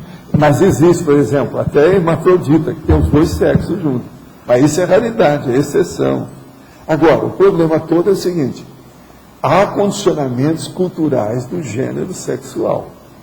Entende? Eu, por exemplo, eu já vi mulheres que foram criadas com família, talvez vocês também tenham visto. Família que todo mundo era macho demais. Ela foi criada com uma verdadeira macha. Ela não se tornou lésbica, mas dominava o homem, os filhos, as filhas, o cunhado, o sogro, a sogra, o diabo a quatro. Por quê? Ela era uma marechala. Está entendendo? Agora, tudo por quê? Tinha uma tendência, foi criado daquele jeito, assumiu a condição do gênero sexual, mas como marechala. Corpo de mulher. Agora, é lógico que essa mulher quase sempre elas são fortes. Você não vai ver uma menininha raquítica que entrega barata que você faz assim, ela cai. Essa nunca vai ser macha. Você entendeu como é que é? Agora, essa outra não. Geralmente, se ela é macha, ela vai procurar comer mais. Ela tem, às vezes, até uma certa obesidade. Ela quer ficar forte para ter apresentação pública. Então, isso tudo a gente tem que estudar. Tudo é condicionamento. Você começou a entender? Agora, por exemplo, o condicionamento sexual de rapaz. A turma do jiu-jitsu, a turma do karatê. Olha as bobagens que tem. A turma do levantamento de peso antigo, que é da minha época. A turma do Charles Atlas. Sabe como é que é? Isso tudo é um perigo. Você sabe que até hoje ainda tem gente levantando peso por aí, né? Isso tudo é da Olimpíada, parece, né? Ainda está até na Olimpíada. Pois é. Não é isso. Já houve até o Lloyd, que trouxe aquele caso, parece que foi baseado em fato real, que o cara levantou e eles puseram um imã debaixo do apartamento, o negócio veio e matou o cara. Agora, veja, era uma morte para ninguém saber a causa. Uma perfeição isso aí. Vocês estão entendendo, não? O cara está no apartamento de cima. Então, ele já sabia o horário que ele ia fazer a ginástica, onde que era. Colocaram um big do imã debaixo do forro para pegar no andar de cima. Você sabe que tem imã que atravessa esse negócio todo, ainda mais nos estates com aquelas casas feitas de papelão. Então, agora, o que se passa? Na hora que o cara suspendeu o imã, puxou, que ele pegou no pescoço dele e morreu na hora. E lá no filme eles mostram isso com todos os detalhes. Então, você veja, tudo isso é condicionamento. E outra coisa, eu já sabia do horário que o cara lá fazia. Não, de tanta eu estou fazendo condicionamento. Pelo telefone, você lembra? No episódio eles mostram todos os detalhes. Perfeito, sabe? Entende? Agora, isso tudo tem bases, às vezes, reais. Os Estados Unidos tem essas coisas todas mesmo. Agora, o halterofilismo, antes dessa musculação, é o que dominava por aí. O halterofilismo apareceu muito mais depois do Charles Atlas. O Charles Atlas era um processo de dinâmica de um lado com o outro do corpo. Era um pouco melhor. Eu praticava muito Charles Atlas quando rapazinho. Isso me ajudava. A minha disposição. Como que é o nome? Charles Atlas. Agora, o Charles Atlas, você nunca viu isso? Não. Para ver o Charles Atlas é fácil. Vai na Holotec e veja nos gibis. E lá tem os anúncios do Charles Atlas com todos os detalhes. de 1940, olha lá. Tem tudo lá. Charles Atlas. Aparece ele. Charles Atlas foi um do Mister Universo, dos grandões. Aquele que o nosso amigo, sabe, aqui o Jean-Pierre foi o sexto dos caras que fizeram. 1926, o Jean-Pierre. Agora o Charles Atlas foi mesmo titular, como, sabe, Mister Universo. Mister Universo, você já vê que é condicionamento bravo, né? Não é fácil. Agora veja, o Jean-Pierre era disso. Depois ele entrou no yoga, entendendo? Agora a gente tem outra pergunta aqui. O condicionamento cultural influi muito em desvio de PROEX, mas o parapsiquismo tem colaborado e muito para a minha lucidez. Pergunto, eu mudo, o outro demora, mas também muda, o grupo também, etc. Como acelerar, além do exemplarismo, esse grupo evolutivo? Olha, se você puder dar aula para o povo, né, para ver se eles melhoram, escrever um livro, é o que eu tenho tentado fazer, né? Eu tenho feito força do meu lado aqui, procurar dar um exemplo. Você que é fora de série, você pode fazer mais do que isso, você está dando aula, eu sei. A Selma, liberada. Ela é fora de série, pois é. Vamos em frente, é por aí. Culturologia, página 77. A multiculturologia planetária de todos os tempos. Poderia comentar mais sobre o assunto? Sim. O problema é o seguinte, como é que a gente pode fazer para aproveitar toda a cultura que já existiu na Terra até o momento? Isso aqui é a multiculturologia planetária de todos os tempos. E eu tenho procurado colocar isso na enciclopédia. Tudo que eu aprendo eu ponho lá. É isso aí, a multiculturologia planetária terrestre terráquea. Multiculturologia terrestre. Isso não é fácil. Como identificar melhor a amparadora? Eu identifico minha amparadora pelo código de energia que ela tem. Ela é uma usina de energia, de fraternismo, amor e sinto a paz interior. Estou sentindo consciência me dando um banho de energia o dia inteiro. Às vezes percebo interferência, como se fosse assediador com pé de cordeiro, para pegar minha energia e meu ectoplasma. Tento ver a intenção, mas como ainda não sou uma manga verde, essa está complicado para me identificar melhor. Falta malícia, falta experiência. Olha, você está caminhando, eu vi você, como é que você era, você tem muita chance dessas coisas todas. E você é muito inteligente, você tem facilidade de comunicação, essa coisa toda. De modo que fica firme com a sua amparadora. Só da pessoa descobrir que já tem uma amparadora e ela admitir essa realidade, já é uma coisa fora de série, acima da média. Então, com isso, vê se você atende agora os assediadores. Com o amparador, é como diz os nossos amigos aqui, até eu. Qualquer um vai, né, trabalhar contra os assediadores. Professor Paulo, na página 76, na Crescendologia, gostaria que o senhor falasse do primeiro crescendo. O crescendo, coerência da nuance e mutilação cultural. A coerência da nuance. Nuance quer dizer uma coisa pequena, um pormenor, um detalhe. Isso é da técnica do detalhismo. Então agora vamos entender uma coisa. Isso aí, às vezes, pode ser uma mutilação cultural, aquela nuance. Então é preciso de ver se ele vai mutilar culturalmente a situação ou não. Um detalhe. Então, esse detalhe pode fazer uma mutilação cultural em você, dependendo da sua cultura, que pode ser bom ou pode ser ruim. Depende do que é. Por exemplo, vamos supor, uma nuance. Você está trabalhando com a sua vida, etc., e gostava muito de incenso, porque você foi criada com os padres, ia à igreja e tinha um negócio de incenso. Sua mãe gostava de incenso, morreu e deixou incenso com você lá e as coisas todas. Você começou a mexer com incenso. Chega lá pelas tantas, você encontra lá o cara que é especializado em medicina, ele fala, incenso dá câncer, e mostra para você o que é que dá câncer. Aí você é obrigado a tirar aquele detalhe que é o processo da coerência da nuance, acabar com o incenso. Na minha vida, doravante, não terá mais incenso. E acabou, você mudou. Então, veja, isso é uma mutilação cultural que deu. Mas uma mutilação, no caso, positiva. E a cultura do incenso vinha com você desde a sua infância. Aos 5 anos, você ia lá, ajudava sua mãe a acender o negócio e tal.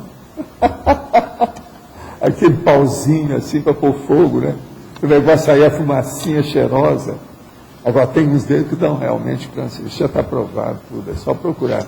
Eu acho que na internet mesmo já tem caso disso aí, é só ver. É fácil de ver lá. Então, eu acho que o exemplo está mais ou menos claro. Tá? Professor. Agora, olha, na hora que eu estava aqui lendo, o enumerador falou assim, ó, essa parte aí, eles vão falar para você. Eu fui olhar o que era isso. O crescendo, coerência da nuance, mutilação cultural. Eu sabia que alguém ia perguntar sobre isso que eu tinha falado antes. Agora, eu não anotei aqui, nem falei antes. Falei assim, não, então você vai falar, deixa eu ver o que vai dar. Agora, por incrível que pareça, está aí, ó, você falou. Você entrou na onda da história. Professor, agora, quem é que está aqui na letra A, aqui em Pode cima. Falar.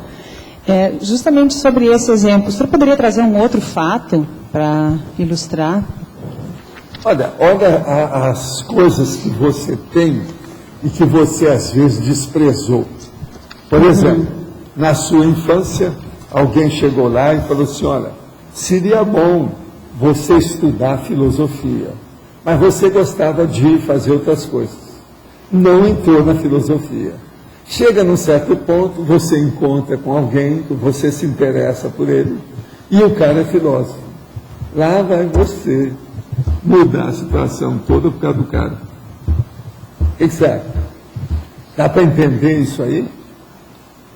É bem claro. Eu sei, ó, tudo isso eu estou inventando. Isso não tem nada a ver com a Sirene nem com a Fafara. Eu estou inventando o caso como se fosse da pessoa. Tá certo? É imaginado.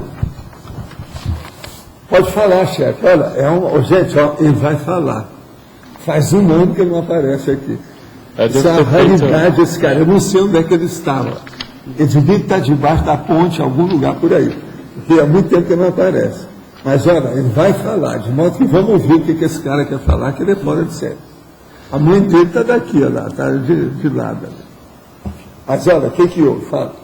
Lá na numerologia, no segundo tópico lá, os condicionamentos culturais na expressão comunicativa. Pode aprofundar? Os condicionamentos culturais na expressão comunicativa é o seguinte, nós todos temos uma série de valores humanos e sociais que nós vamos acumulando. Agora, com o passar do tempo, isso tudo às vezes são muletas que a gente vai arranjando. Então, a primeira infância que você tem, quase sempre a escola primeira que vai atuar em cima de você é do lar, é a doméstica, o pai e a mãe, o povo que está ali da família, etc. Tal. Aquilo tudo cria uma série de condicionamentos na pessoa. Agora, logo em seguida, às vezes, a pessoa vai para uma creche, ou vai para um curso pré-primário, alguma coisa pré-maternal, alguma coisa nesse sentido. Então, aí é necessário ver o que é que a pessoa assimilou. Ela já acumulou, então, de casa, do pré-primário, de alguma coisa nesse sentido da creche, do playground, de alguma coisa nessa. Depois ela vai para o curso secundário. Lá ela vai ter uma série de influências. E aquilo vai acumulando, vai acumulando, vai acumulando. Isso tudo vai dando ou não o processo comunicativo dela. Se ela teve repressão em casa, a comunicação dela é óbvia. Se ela teve liberdade de manifestação, a comunicação dela é mais forte. Aí ela fica com a voz para fora ou a voz para dentro. Ou ela fala para todo mundo escutar, ou ela fala para dentro que ninguém escuta. Aqui, por exemplo, a semana passada mesmo teve uma pessoa que eu falei, você fala para dentro. Você tem que dar um jeito, tem que ir numa fonoaudióloga o mais depressa possível, para melhorar esse processo seu. Isso aí não é bom. Então, veja, os condicionamentos culturais, então, começam desde essa infância e vai indo, vai indo, vai indo. Quando chega aqui, a gente começa a falar tudo na cara da pessoa. Impacto-terapia, soco na cara e fratura exposta. Então a gente mostra. Quando a pessoa é inibida, a gente fala, você está muito inibido, tem que dar um jeito. Aí a gente pede para o povo para essa pessoa começar a expor a situação, pode expor aqui, ó, na hora que tem que falar as coisas. Vocês veem que de vez em quando vem gente falar aqui e também está falando para dentro. Isso tudo é muito sério. Uma outra coisa, com o passar do tempo a pessoa tem que aprender também a usar um microfone. O microfone, o ideal é segurar no pescoço dele assim, ó, na garganta, e apertar como se tivesse feito estrangulamento. Agora, depois chega bem na porta, na porta do buraco da boca. Tem um monte de gente que faz, e começa a falar assim, isso não adianta. Então, veja, isso tudo é o processo da expressão comunicativa e o jeitão que tem. Então, uma coisa muito séria é o alto-falante. Eu mesmo tenho verbete aí sobre o alto-falante, vocês sabem, é dos primeiros que eu fiz de propósito. E outra coisa, isso criou muito problema, foi aí então que eu fui estudar mais. Porque quando eu fui falar, fiz um verbete sobre o alto-falante, o povo começou a rir no Instituto. Mas como é que é? Você está perdendo tempo com o alto-falante? Que besteira é essa? Que tem alto-falante que vê com a consciência? Eu falei assim, olha, a bobagem é tão grande que eu não posso responder a vocês. Não dá. Porque aí o jeito era colocar a pessoa no colo e dar umas palmadas no traseiro, né? Porque não é possível, né? Falar o que o alto-falante tem que ver com a consciência. Eu nunca pude esquecer essa declaração pública. E outra coisa, eram 3 pessoas que falaram isso. Você falou do caso da Aline, ela ainda não atingiu estrelato, nada. Mesmo hoje ela pode causar essa síndrome de Stendhal? Não, é só você chegar perto dela que você vai ver. É muito impressionante, a aura, o negócio dela toda. Ela também não é feia. Ela é bem arrumadinha. Eu estive lá. É bem arrumadinha, mas o problema dela não é esse. Eu não estou falando sobre a estética em si. Eu estou falando da energia e da força presencial da menina. Agora, ela mostrou lá, que ela dançou, ela falou, ela se expôs. A menina não é fora de série, quem é que teve lá ontem? Não é verdade? Ela é a professora. Agora, ó, eu vou então, já que nós estamos falando nela, a Aline que me perdoa, mas eu vou falar mais uma, que isso aconteceu ontem. O Everton está aqui, olha lá, o Everton está lá. O outro, o Ulisses está aí, não? Porque esse povo estava lá. O Everton, a Aline e o Ulisses. Mas o caso todo foi o seguinte.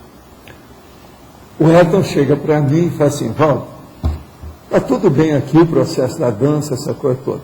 Como é que é essa turma?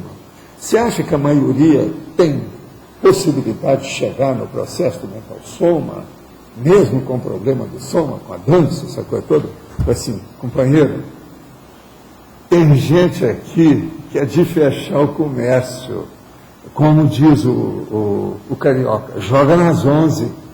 Quer dizer, ele é capaz de tudo, são versáteis. É aquilo que eu falo que a pessoa é multivalente e polivalente e megavalente. Quer dizer, topa tudo, todas as valências a pessoa tem. Agora, falei para ele e falei assim, você viu aquela menina lá, ó, ela tem 19 anos. Não foi isso mesmo que aconteceu? Falei tudo, só nós dois. E ele comentando comigo. Ela é fora de série, é uma cabeça. Eu não entendo bem ela, mas eu garanto para você que o mental soma dela deve ser por causa da aura que eu já tinha visto. Porque a Graça já tinha me apresentado a ela, logo que nós chegamos. Agora, então, o que se passa? 5 minutos depois, eu saio ali, vou andando. Quando o Ulisses está lá conversando com a Aline e me chama. Aí ele vira para mim e fala assim, maior aluna da escola. Maior aluna da escola. Agora, faz 3 dias, teve uma prova lá, ela fez depressa, entregou logo e foi lá porque ela tinha um compromisso de dançar lá na exposição. Foi a melhor prova da sala. Aí eu falei assim, não, então espera, fica vocês dois aqui, chamei o Everton e falei assim, agora, Luiz, fala tudo que você acabou de dizer aqui com o Everton. Gente, eu não conhecia a moça, não sabia de nada, pela aula. Como é que é possível? Diz que a menina é a primeira lá na escola. O Ulisses falou. Como é que você sai dessa?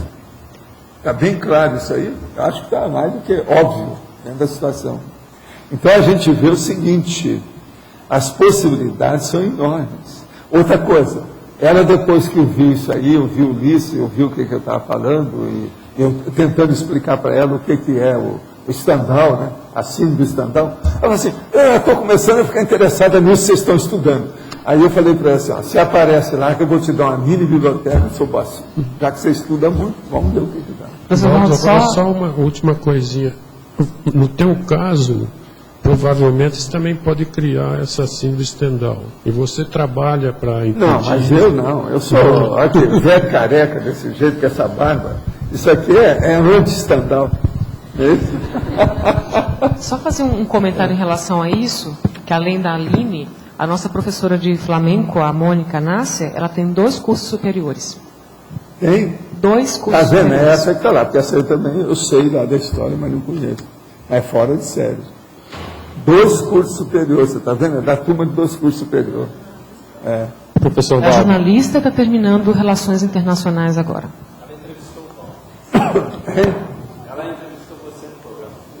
Não, eu sei. Mas agora, eu não sei do currículo dela, eu não sabia. Né? Professor, novamente aqui. Ela é o quê?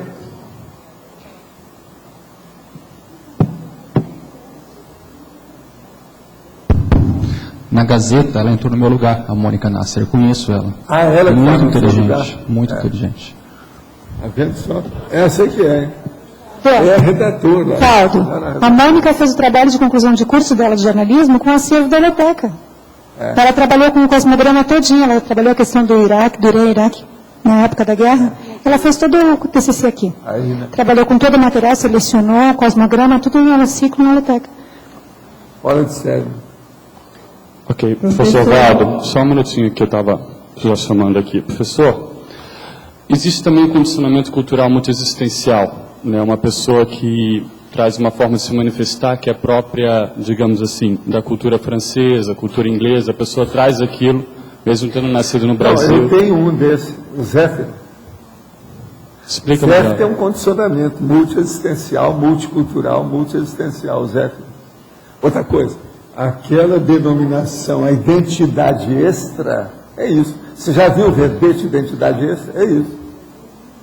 Isso é por causa a multiculturologia, dentro da multiexistenciologia. Entendeu?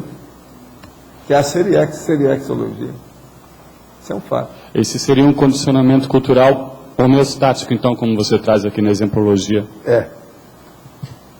Professor, por favor, aqui. Alô. Aqui nessa folhinha, né, que fala sobre essa acabativa, remissiologia, eu queria uma elucidação melhor. O que é que você está aqui falando? nessa aterrissagem forçada. Aterrissagem forçada. Isso aí é o seguinte, você tem que ver os verbetes. Você ainda não viu os verbetes, né? Esse ainda não foi? Ah, está na lista. Ixi, já falando, então já viu. Já viu. Está na lista para fazer eleição. Como você ainda vai ficar aqui uns dias, você vota aí na lista que às vezes vai sair esse para você ler. Aterrissagem forçada. Está aí para sair. A escolha dos verbetes é feita por eleição aí democrática. Sabe, tem uma listagem. Vocês já passaram a listagem aí? Como é que é? Ainda não? Tá. Fica lá fora. Então, essa hora já está pronta a listagem. Então tá. Valdo. Você disse que pela força presencial você identifica o mental soma da pessoa. Então todo mundo que tem força presencial muito marcante assim, já trabalhou com mental soma anteriormente? Como é que é isso? Com relação a essa professora e com outras pessoas. Mental soma é a última coisa que a pessoa consegue trabalhar mais. Sim. Então é lógico que isso é que exigiu mais vida do que o resto. O processo todo é esse. De modo que tem tudo passado. Tudo é para a genética, é a autobiografia da pessoa. Tá, mas o caso do Lula, que ele é carismático, do Lula, ele é carismático, tem força presencial, tem energia. Tem tudo isso. E como é que é esse processo do mental soma do caso do Lula? Mas a moral não é tão boa, né? Ah. Por causa do processo político. Aí a cosmoética. Está faltando aí o desequilíbrio da cosmoética. Ele nem sempre é bom. Torce. Eles já falam dele desde a época lá de São Bernardo. Tinha umas coisas esquisitinhas nele. As reações, o negócio. Agora, fizeram um filme aí dele, você sabe, né? Elogiando ele como se ele fosse o Deus na Terra. Agora, a maior besteira. Agora, veja, O Hitler foi feito assim, eles estão usando todas as técnicas dos nazistas. Quer dizer, tem algum Goebbels em Brasília que deve estar fazendo essas coisas. Não, pois é, Hitler, porque isso aí é totalmente nazista. É a Leni que fez assim um monte de filme lá, para endeusar o Hitler com o Goebbels, sabe como é que é? Eles estão fazendo a mesma coisa agora com o Lula.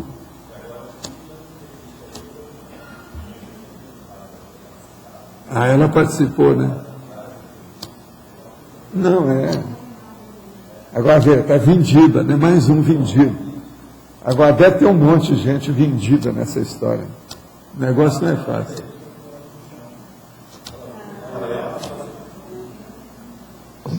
Ela dá entrevista olhando para o chão. Você sabe que isso na psiquiatria explica muita coisa. Eu vi uma entrevista com a Glória Pires, ela falando do filme, ela olhando, ela normalmente ela é firme, né? Mas nesse caso ela estava olhando, ela desviava o olhar do jornalista. Então, pela condição de dar essa autoridade moral, né? Aquele Law and Order explica, e a técnica de ver a mentiraria também explica, porque hoje tem já os programas que a gente vê se essa pessoa está mentindo ou não. É a coisa mais fácil que tem hoje. E outra coisa, a psicologia hoje já estudou esse negócio de você ler a leitura da pessoa, a leitura corporal, o modo dela, a cara, a careta. Isso tudo é fácil hoje de ver. Agora, ela é especialista nesse negócio de caras e bocas, né? Então, isso aí, ela deve estar sabendo. Quer dizer, você quer, é igual o Chateaubriand. Eu vi o Chateaubriand. Isso lá na exposição agropecuária de Uberaba. Ele estava lá mexendo lá com o negócio para ver um boi que estava muito caro, quando um cara falou e cumprimentou ele lá de cima. Aí ele perguntou, o cara lá da arquibancada, perguntou para ele lá embaixo, que estava lá no rodeio. Perguntou alguma coisa. Aí lá de baixo ele vira para ele e fala assim, afinal de contas, você quer que seja a favor ou contra? Isso é Chateaubriand. Agora, isso publicamente. E ele tinha uma série de jornais, de rádio, uma opção de coisa, você sabe, né? Os diários associados. Agora, eu vi ele falando isso sério. Ele não estava rindo, não. Outra coisa, esse cara foi embaixador nosso na rainha, lá junto com a rainha da Inglaterra. Assis Chateaubriand. Ele morava na Casa Amarela, não, em São Paulo. A história toda. O negócio não é fácil. Baixinho era violento. Eu ouvi assim, por causa dos negócios da exposição, que lá em Uberaba, eu tudo quanto era grandes autoridades, Getúlio, todo o presidente da República, todo mundo ia. Mês de maio. Quem é que está? Eu queria perguntar, tudo bom? Você falou aí, tem várias perguntas aqui. Uma delas é esse negócio que você disse do condicionamento cultural, o mega, e que essa própria personalidade, para a personalidade, né? No teu caso, por exemplo, do Zéfiro, né? Você considera isso um condicionamento maior ao longo que não deixa de ser, né? Não, que o negócio que eu lembrei, uma das coisas que eu lembrei aqui a respeito disso é que às vezes, quando eu estou te vendo fora do corpo, um amparador fala assim, Zéfiro, ele não aponta para o Valdo, né? Aponta para esse outro núcleo aí, né? Mas eu queria te perguntar um negócio do extrapolacionismo, que eu estou escrevendo sobre isso, né? E pesquisando, e aquele dia que você falou que superior à extrapolação é o aborto da extrapolação, eu fiquei pensando nas implicações disso, né? E uma das conclusões que eu cheguei, né, e até parte desse raciocínio foi ontem dormindo na hora da tertúlia, que eu estava descansando, que eu tive um monte de problemas de noite. E engraçado que até durante esse sonho, a projeção, eu acho até que eu estava na tertúlia, não tenho certeza, porque eu te perguntava se esse raciocínio estava certo, como eu faço aqui, estou fazendo agora, né, e você não respondia. Depois é que eu me toquei que tinha um monte de gente, eu acho que eu devo estar afetado por aqui, droga, eu não sei. Mas o que eu perguntava é o seguinte, se esse raciocínio está certo. Se essa afirmação tua, ela é baseada no fato de quando a gente evolui mais, a gente está dentro do fluxo, alinhado mais com o fluxo do cosmos. É isso, olha aqui. Uma pessoa, se ela desenvolve mais o parapsiquismo fazendo assistência, a tendência dela é ampliar a lucidez. É essa lucidez que permite que ela tenha essa identidade extra e ela tirar partido disso, como é o meu caso. Você entendeu? Primeiro, parapsiquismo. Segundo, interassistencialidade. Agora, ali vai melhorar a retrocognição, melhora o seu nível de lucidez. Não, isso aí eu estou fazendo esse pilar. Pois é, agora o problema todo é o seguinte, isso não é fácil. Porque se uma pessoa, por exemplo, ela inventar, fantasiar, ela apenas ter uma fantasia ou imaginar uma coisa dessa, isso não funciona. Não, nada disso funciona. Agora, se você tem aquilo e vivenciou... Sim. É por isso que eu estou escrevendo. Porque o primeiro ponto do pilar que eu ponho é a necessidade. A necessidade da dificuldade que a pessoa entrou por autoassédio, etc. Mas o que eu queria te perguntar é o seguinte, a extrapolação de uma forma geral, não só a parapsíquica, né? Se você está bem centralizado com você mesmo, com menos, né, ou até sem autoassédios, né, e você consegue, no teu ritmo, fazer a heteropesquisa baseado na autopesquisa, tudo muito alinhado, aquilo que até acho que foi a Sirlene que falou outro dia, mega foco no Mater Pensene, você não tem a necessidade dessas correções de brecha, né, com o tempo, para ajustar o timing e tudo, né. Então é por isso que você evita até certo ponto de extrapolação, a necessidade? Já em 1100, eu já vi os negócios dos serenões. Então eu sabia que o serenão vem e dá um banho de loja na gente.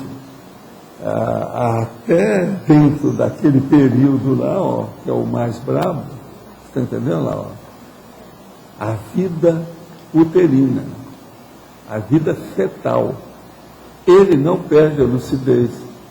Então, eu ficava basbaque com esse negócio, a hora que eu comecei a ver essas coisas. Porque não precisa recuperar. Então, meu negócio todo, de lá para cá, foi ver como chegar nisso. Então, você está entendendo? Eu entendo, é isso que eu estou querendo.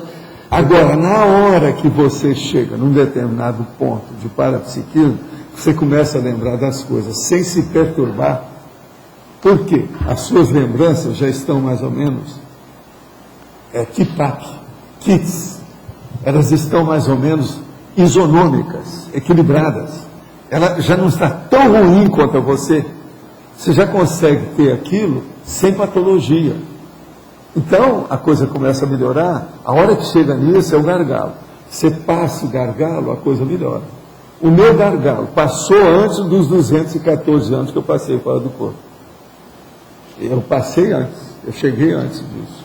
A hora que chegou é que eu vi a situação, então comecei a trabalhar mais, cada vez mais fazendo a confluência para aquilo, a convergência só para aquilo, priorizando o que interessava. Tá.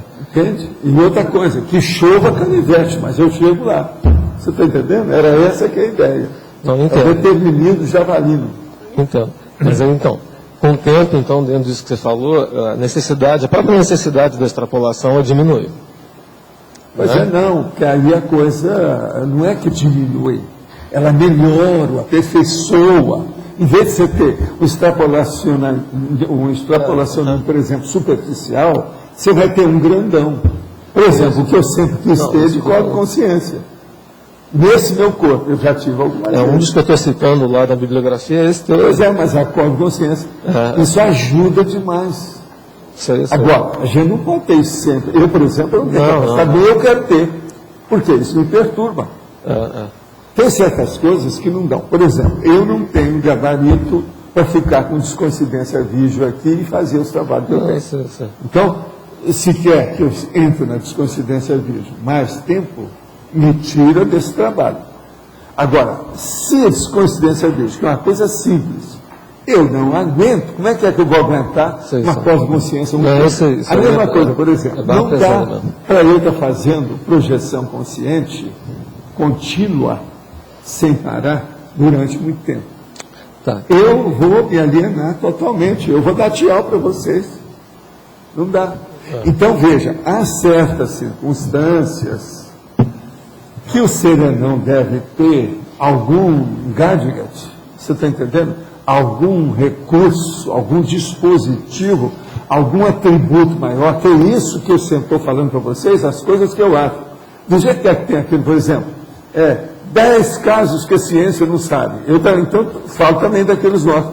Isso aí é uma das coisas que eu desejaria saber. que é que o serenão tem, que a gente não tem, em matéria de atributos mentais? Tem coisa que eles têm que nós ainda não entendemos, eu nem tenho ideia. Eu não concebo, eu ainda não tive a concepção do que é. Entendeu? Deve ser a reunião de uma opção desses atributos que nós temos simultaneamente. Do jeito que é que hoje, por exemplo, a gente faz aí, como eu faço, com a inteligência evolutiva, que é a reunião de uma convergência mais séria, né? É mais séria, né? Quantitativa e qualitativa. Então, isso aí é que deve dar essa condição da pessoa ter a descoincidência vígil, ter a cosmoconsciência e viver aqui sem criar, sem levantar poeira, sem fazer marola, sem criar nada negativo. Porque não há autoalienação com isso, né? Pois é. Não, a gente está falando disso hoje. Agora veja, já é uma grande coisa, pelo menos que eu já tenho ideia disso. Isso. É isso que eu tento falar para vocês. Eu já estou passando uma ideia que avança bem. Tá. Mas agora, isso é mateológico, totalmente mateológico. Né? Mas então o que eu queria saber nesse ponto é o seguinte só. Isso que você falou do aborto, do extrapolacionismo, né?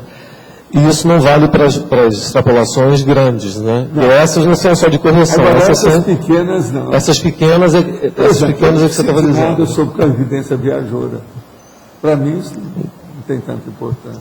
Você está entendendo? Uma outra coisa também. A OFIEX anula ou neutraliza uma série de necessidades de isso que eu estou querendo dizer. Então aquilo lá vale, e a lógica é essa, mas não para esse nível maiorzão, né? Porque essa pode trazer coisa nova mesmo. Agora, a coisa melhor que tem nessa história toda é o nível médio da sua tranquilidade íntima, ou seja, a anticonflitividade. A hora que a anticonflituosidade ela diminui dentro de você, isso é o máximo. Eu considero que isso aí talvez seja o gargalo prático ou teático mais sério que nós precisamos. Então, por exemplo, numa condição dessa, você já começa a descartar a possibilidade de você ter, por exemplo, uma preocupação muito grande, autismo, um processo de depressão, uma tristeza super arraigada. Mas mesmo que tenha, né? Mesmo que ainda tenha. Não é mesmo que tenha. Mesmo que esteja acontecendo, mas isso eu não estou nesse nível. Atinge você. Eu não estou nesse nível, não. Então, você está por fora disso. Já não dá mais. Agora, eu considero que isso é que é a coisa séria. Agora, veja, uma condição dessa anula dezenas de condicionamento da vida humana em torno de você. E outra coisa, perde a razão de ser uma série de, vamos dizer, iniciativas que você devia de ter para a sua evolução, porque você não precisa mais daquilo. Sim. Então, isso é uma por exemplo, eu não preciso de reconciliar com ninguém.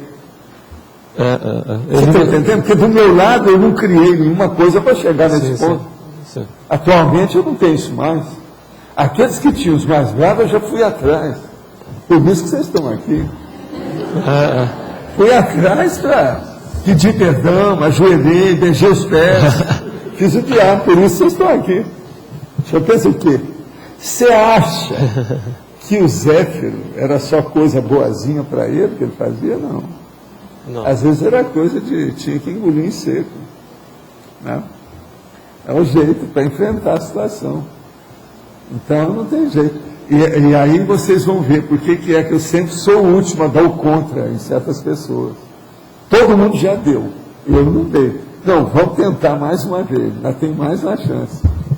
Agora, quando eu falo assim, para a pessoa procurar o negócio é o jeito de ajudar a pessoa outro modo. É o último rácio. Então, não é que para os ultra. A última coisa que eu vou falar aqui, para não atrapalhar.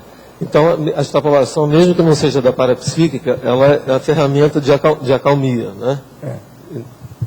Acalmia, pacificação íntima, interior. E outra coisa, isso é que é a verdadeira harmoniologia que eu falo. Isso. É isso que a gente tem que chegar lá. Agora, isso aumenta o nível e a quantidade dos seus harmonopensenes. O harmonopensene é justamente aquele que eu estou falando. Não pense mal dos outros. Isso é o harmonopensene, que é o que a gente precisa. Agora aqui, em uma atividade física, quando bem direcionada e na questão preventiva à saúde, seja musculação, artes marciais, dentre outras, não é contraindicada, e sim existe consciência que não são aptas para a prática dessa, seja no âmbito físico ou psíquico. Sim, tem gente que não pode. Uma pessoa tem o pezinho um pouquinho torto, ela tem problema. O outro tem pé chato, ele tem que dar um jeito de fazer a alça, né? Plantar, aquele negócio de ter o arco, plantar. Tem uma opção de coisa, porque senão vai criar problema para ele, uma opção de coisa. Estou falando assim, por cima. Então, cada caso, a pessoa tem que pesquisar e ver o que é. Agora, ó, vamos falar agora de modo geral, para todo mundo. Todo mundo precisa de exercício físico, todo mundo precisa de exercício intelectual. Isso é que é a coisa mais séria. Quem quiser desenvolver o mental soma que eu vivo defendendo aqui, precisa também de fazer exercício físico. Lembre-se, eu tenho uma esteira aeróbica, fora o negócio que eu ando, ó, subo e desço, aquele negócio lá, 77 anos, pelo menos 3, 4 vezes por semana. Tem dia que às vezes é 2 vezes. Quanto ao condicionamento da comunicação, quando uma pessoa é tímida desde criança, é possível que essa condição seja criada em apenas uma vida, ou é mais provável ser um fator vindo também de outras vidas? Tanto pode ser como pode não ser. Depende de você. Olha bem qual é a profundidade da timidez. Se ela é muito profunda, é porque vem do passado. Além da expressão verbal, a expressão corporal também contribui muito para a comunicação. Qual a sua opinião sobre a dança ou teatro para ajudar esse processo? Olha, dança e teatro ajuda bastante. E tem uma outra coisa. Nós estamos agora, hoje mesmo eu estive conversando com a moça, que ela possivelmente, oportunamente, ela vai se apresentar aqui. Que ela é professora de teatro. E eu acho que aqui tem uma opção de gente que precisava de ter umas aulas com ela. Por quê? São pessoas super inibidas, porque isso não adianta ir só na fonoaudióloga. O ideal é ter também o histrionismo, a apresentação. Você acha que eu posso falar de você aqui ou não? Posso? Posso? Levanta aí para o povo te ver, vai. Ela é professora de teatro, gente. Vamos ver se ela vai trabalhar. Ela já está aqui há algum tempo em Foz. Eu pedi para ela para nos ajudar. Não são só as moças, não. Tem uns rapazes aí. Quer dizer, tem gente da Sinvex aí hoje? Então, ó, entra em contato com ela. Você conhece a moça?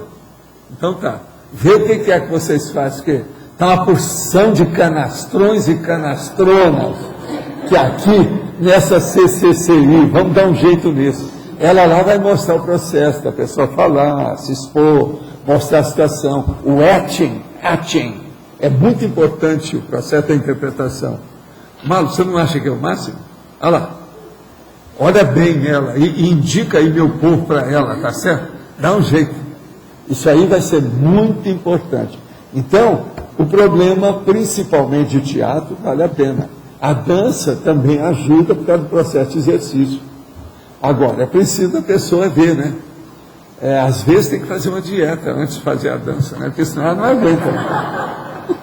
A dieta, às vezes, vem antes. Porque o problema, às vezes, a pessoa cai lá, cria problema, pode quebrar a perna. Isso aí é perigoso. É igualzinho quebra no banheiro. Algo surpreendente aconteceu comigo num show de percussão. Ao som do derbak, ou atabaque, eu não sei, derbak existe?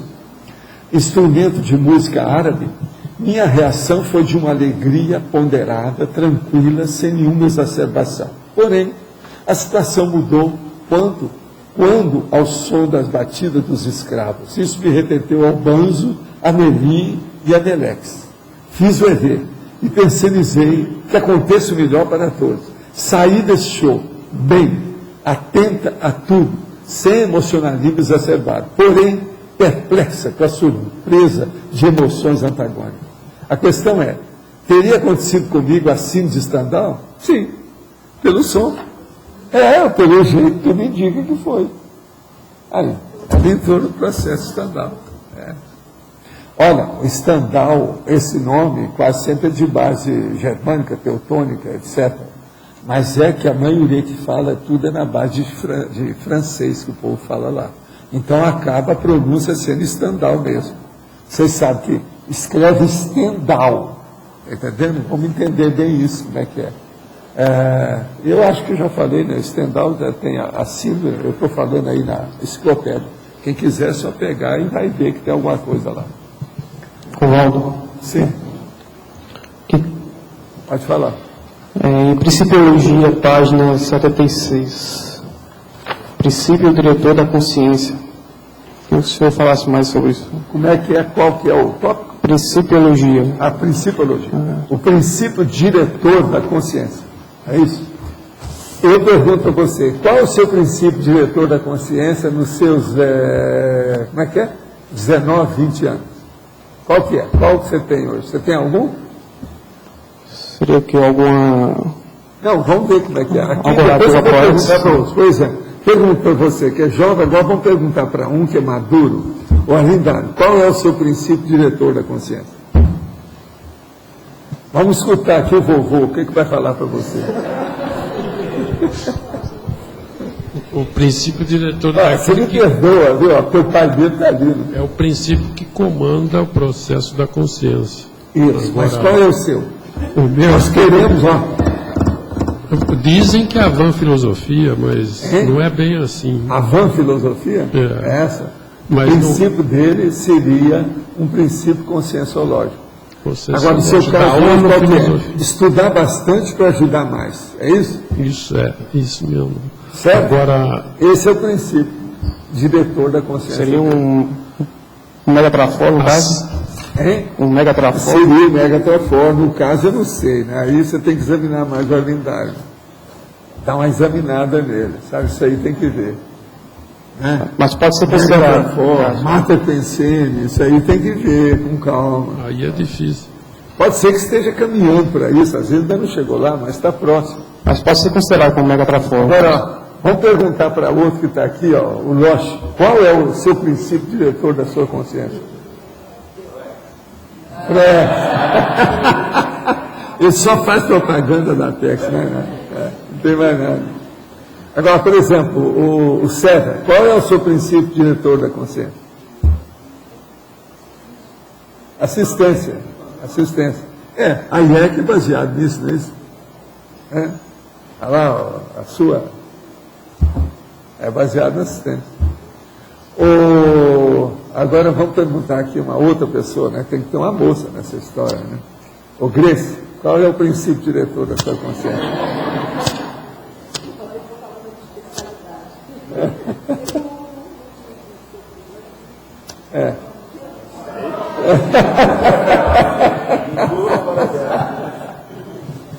Quem quiser saber o seu, pode tentar fazer o curso de especialidade, viu? Estou fazendo uma propaganda. Aquele lá é para isso. Isso, pois é, aí que eu... E lá você foi laureada com qual? Pois é, conscienciocentrologia. Eu ainda não sei o que é isso não, gente, eu vou tentar saber. Conscienciocentrologia.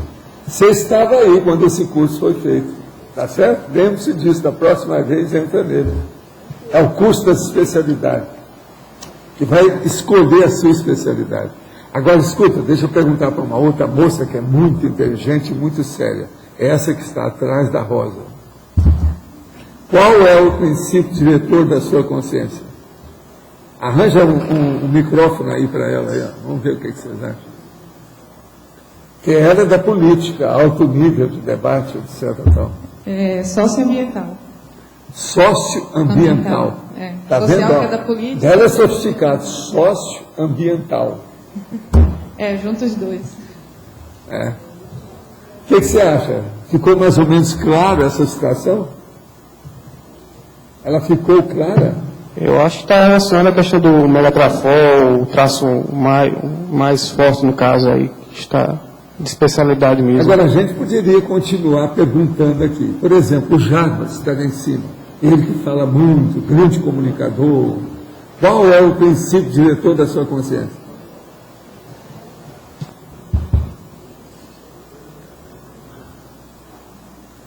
Tem uma pessoa que eu não estou vendo aqui. A Tânia não veio, não? Então tá. Então é a próxima. Mas vamos ver primeiro o Jarbas. Assim, até onde eu me compreendo e o que eu tenho procurado fazer agora. Não, fala diretamente. Qual é? vigilância que fala muito, se comunica muito. Então. Não, eu fiquei observando, tá, as respostas. Mas aqui eu quero te lembrar que ele é advogado. É isso, é ligando. E ainda estou cheio, mas é alguma coisa no rumo da autoincorruptibilidade. E você vê isso em diversas manifestações. Eu vejo em mim tais e tais falhas, tais e tais trafalhas, tais e tais lacunas. Nesse sentido, mas ainda é bastante tátil-tátil. Não que o princípio esteja consubstanciado em si. Já falou. Não, nós queremos falar sim ou não. Agora vamos ver, Tânia, qual é o seu princípio diretor da consciência? Criticidade cosmoética, eu estou tentando. Ah, é? Então tá. Agora, Antônio, qual é o princípio diretor da sua consciência? O Antônio a gente precisa de falar, porque se deixar de fora o povo reclama. Uau. Tá certo? Eu vou entrar no processo da intelectualidade da escrita, né? Atualmente é isso que está dirigindo você. Nos últimos 7, 8 anos, né? Agora, outra coisa. E o Regis aí do lado? Qual é o seu princípio consciencial? Eu não tenho dúvida nenhuma. É a questão da parapedagogia, da educação, formação. Parapedagogia? Parapedagogia. Tá certo. Está vendo como é que o povo está se definindo aqui? Está começando, já estou começando a ter medo desse meu povo. Eu acho que eu estou criando uns monstros aqui. Vocês não acham, não? Hein? O Adélio está aí? Aonde é que ele está? O Adélio está lá em cima, ele está fora. Ele saiu do campo. Estou no serviço hoje aqui. Você está a serviço. Mas olha, o que é que você acha que é o... Eu vejo que é liderança e a parte de gestão, de maneira geral, assim. Então seria aí, no caso, a gestão. É o empreendedorismo, é isso? Ele é especializado. Realmente, isso está tudo certo. Agora, quem mais vocês querem que pergunta? Hein? Até já falou. Quem mais tem por aí? Quem é que vocês querem ouvir? Não, tem um ali. Nada. Homeostasia. Ele foi do equilíbrio máximo da situação. Está vendo? Foi longe. O negócio é sério. Quem mais tem? Ô Felipe, você que é um jovem que está trabalhando muito.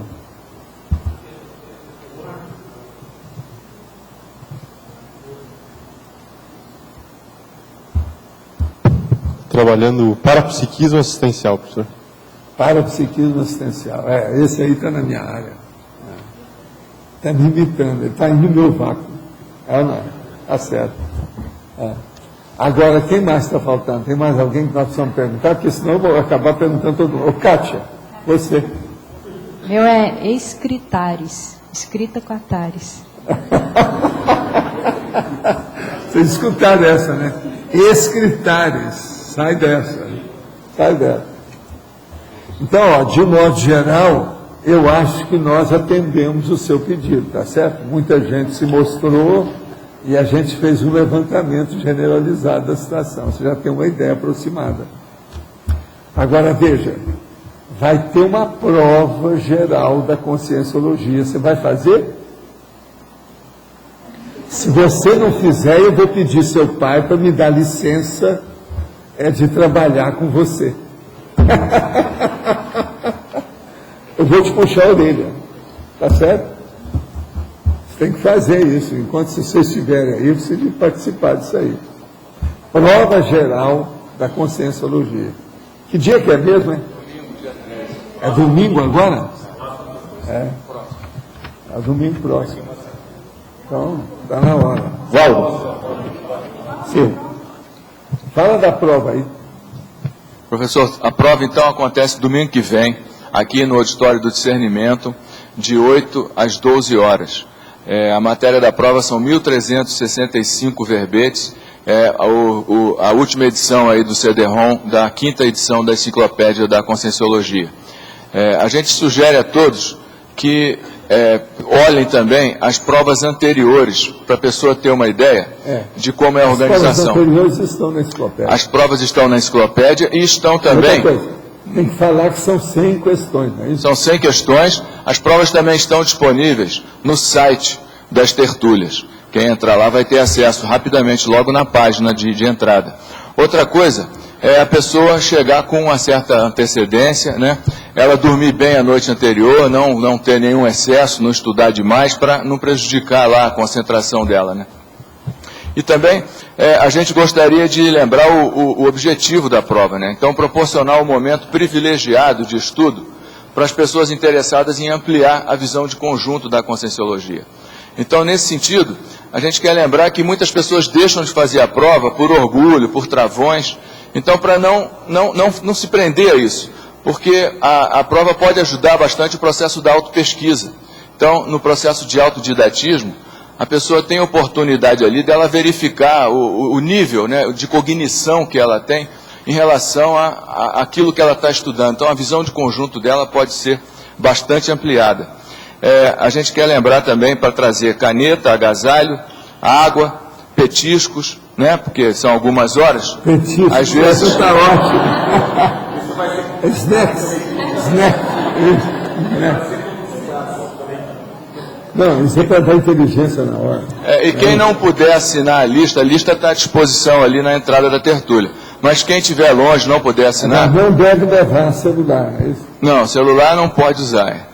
Mas quem quiser pode mandar por e-mail, caec@caec.org, que a gente coloca o nome da pessoa na lista da prova. É bom a gente saber o número de pessoas antecipadamente. Não pode colar na coxa, não é isso? Não pode. Mas saber o número de participantes... quem puder assinar ali, tudo bem. Mas quem tiver à distância, mandar pelo e-mail, para a gente saber o número de pessoas, para poder preparar lá o número de mesas de acordo com as pessoas que vão fazer a prova. Vamos ver isso. Não, ficou mais ou menos claro, porque eu estava querendo saber os critérios, né? Nós estamos chegando, né? E estamos no princípio, e serve de aferição, né? Da minha chegada e daqui para frente. Eu acho positivo. Vamos ver se ele faz. Vamos ver se ele faz. Vai ser interessante fazer. Vai ser bom. Muito bom. Gente, mais alguma pergunta? A última aí, está tudo ok?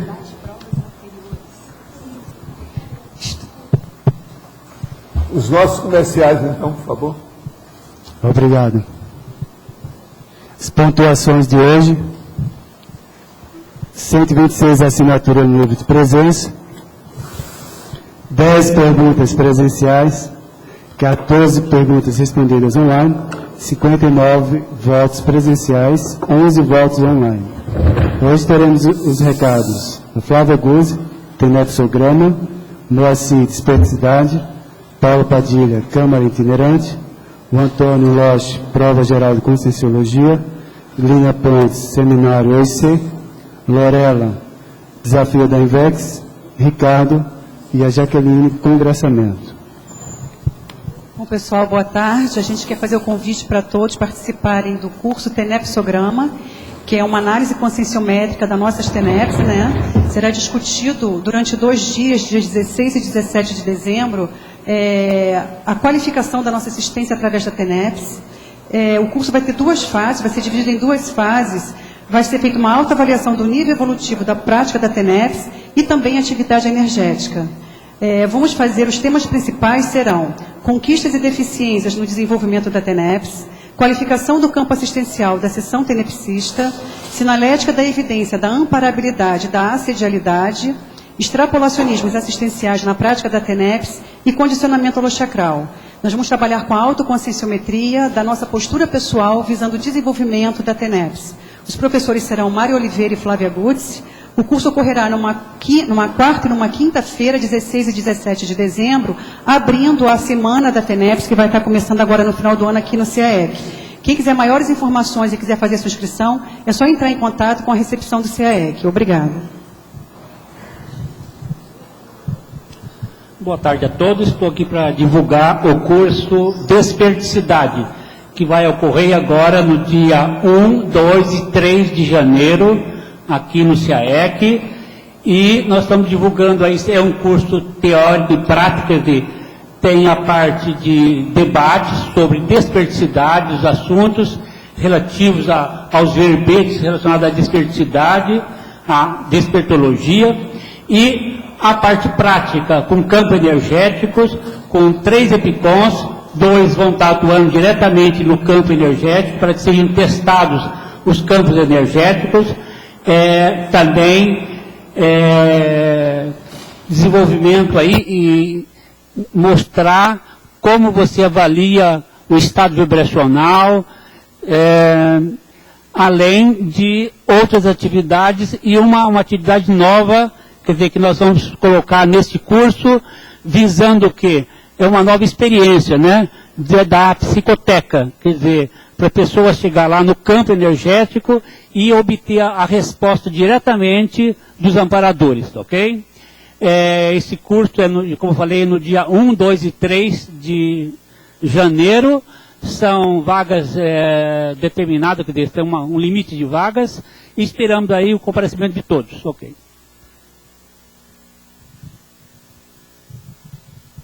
Boa tarde.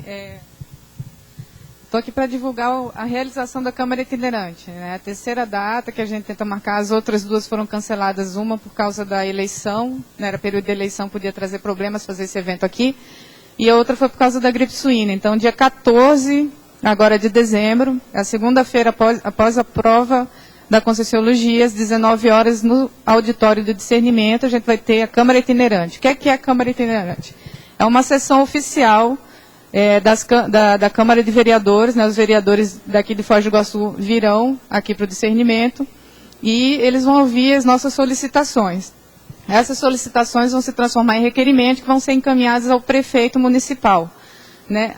Há uma possibilidade de fato, colocar em prática, a Câmara conseguir encaminhar alguns projetos que tiver interesse nisso. A Câmara, em geral, sempre tem alguma sobra no orçamento da Câmara que vai ser devolvida à Prefeitura, e às vezes eles pegam essa sobra e encaminham, né, como eles já fizeram algumas vezes, para algum projeto que aquela comunidade está precisando. Então, dia 14 de dezembro, às 19 horas, no discernimento, teremos a Câmara Itinerante, qualquer pessoa pode solicitar. A gente já tem uma listagem pré-preparada, né, que já foi aprovada no colegiado de intercooperação da Unicim, mas se alguém lá na hora sentir que tem mais alguma reivindicação a fazer, o microfone é aberto, a pessoa tem 3 minutos para falar. E pessoas que conheçam, né, moradores aqui da região, daqui do bairro da Cognópolis, né, que não sejam da CCCI, por favor, entrem em contato, convidem também esses moradores, a gente também vai procurar entrar em contato para que essas pessoas venham e participem aqui da Câmara Itinerante. Obrigada. Pessoal, boa tarde. Estou aqui para reforçar o convite para o seminário de pesquisa da UIC que estará acontecendo no dia 13, domingo próximo, das 15 às 17 horas. Estou hoje com a Elizabeth aqui do lado, que vai falar um pouco sobre o trabalho que ela estará apresentando nesse evento.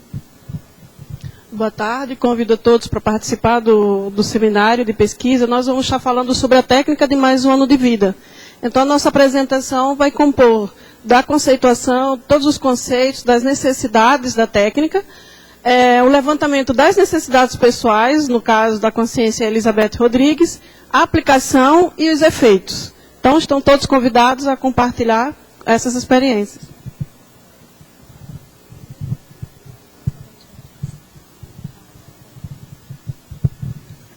Hello everybody, Asynvexis would like to invite everyone to participate of the challenge of existential inversion. So if you answer correctly to the question, which is the measure of Invexology, you will compete for a free registration at the 80th Congress, Existential Inversion Congress held here in Foz do Iguaçu next January 16th to 21st. So if you want to submit your answer, you may access the Asynvexis website, www.asynvexis.org, and follow the challenge link. Thank you. Se alguém teve dificuldades de compreensão, o Thiago estava falando sobre o desafio da Invex, que vai até dia 12 de dezembro, sábado que vem, e é só entrar no site www.asynvexis.org/desafio da Invexis.php e escrever lá a resposta de qual é a unidade de medida da Invexologia. Estamos aguardando todos vocês. O sorteado ganhador irá participar do 8º Congresso de Invexologia em janeiro. Obrigada. Obrigado. Boa tarde a todos. Então, a gente gostaria de reforçar o convite para o congressamento das ICs esse ano, que vai acontecer entre os dias 18 e 20 de dezembro. Nós vamos ter várias atividades, desde atividades lúdicas de confraternização mesmo, até atividades mais mental-somáticas, né? Vamos ter passeio às cataratas, passeio a Itaipu, vamos ter o nosso jantar, baile, que aliás estão já com poucos ingressos ainda restante. Então o preço até hoje é R$20, a partir de amanhã passa a ser 30. Então aqueles que têm interesse que não adquiriram ingresso também corram aí, que já está bem em cima da hora. No dia 19, nós vamos ter o primeiro Fórum de Consciência Política, com os palestrantes professor Vitor Alves, professor Augusto Vieira e professor Alexandre Nonato. E no final da noite, a apresentação musical de jovens chineses, que são alunos da professora Tong Zi Juan. No dia 20, então, a visita técnica, o colegiado de intercooperação especial com um vídeo CCCI, Visão do Futuro, e no final do dia, um Cine Pipoca especial com o filme Feliz Natal. Vale a pena assistir esse filme, o tema é de reconciliação. E esperamos vocês. Muito obrigado. Boa tarde a todos, eu gostaria de fazer o convite para a reunião de governança que vai acontecer agora das 3 horas da tarde até as 7 horas no discernimento. Então, para todos aqueles que têm interesse nesse assunto, querem contribuir, querem participar, nós contamos com vocês lá, ok? Muito obrigado. Para amanhã foi eleito verbete teletertuliano incógnito, com 18 votos. A especialidade é infocomunicologia. Obrigado, boa tarde e até amanhã.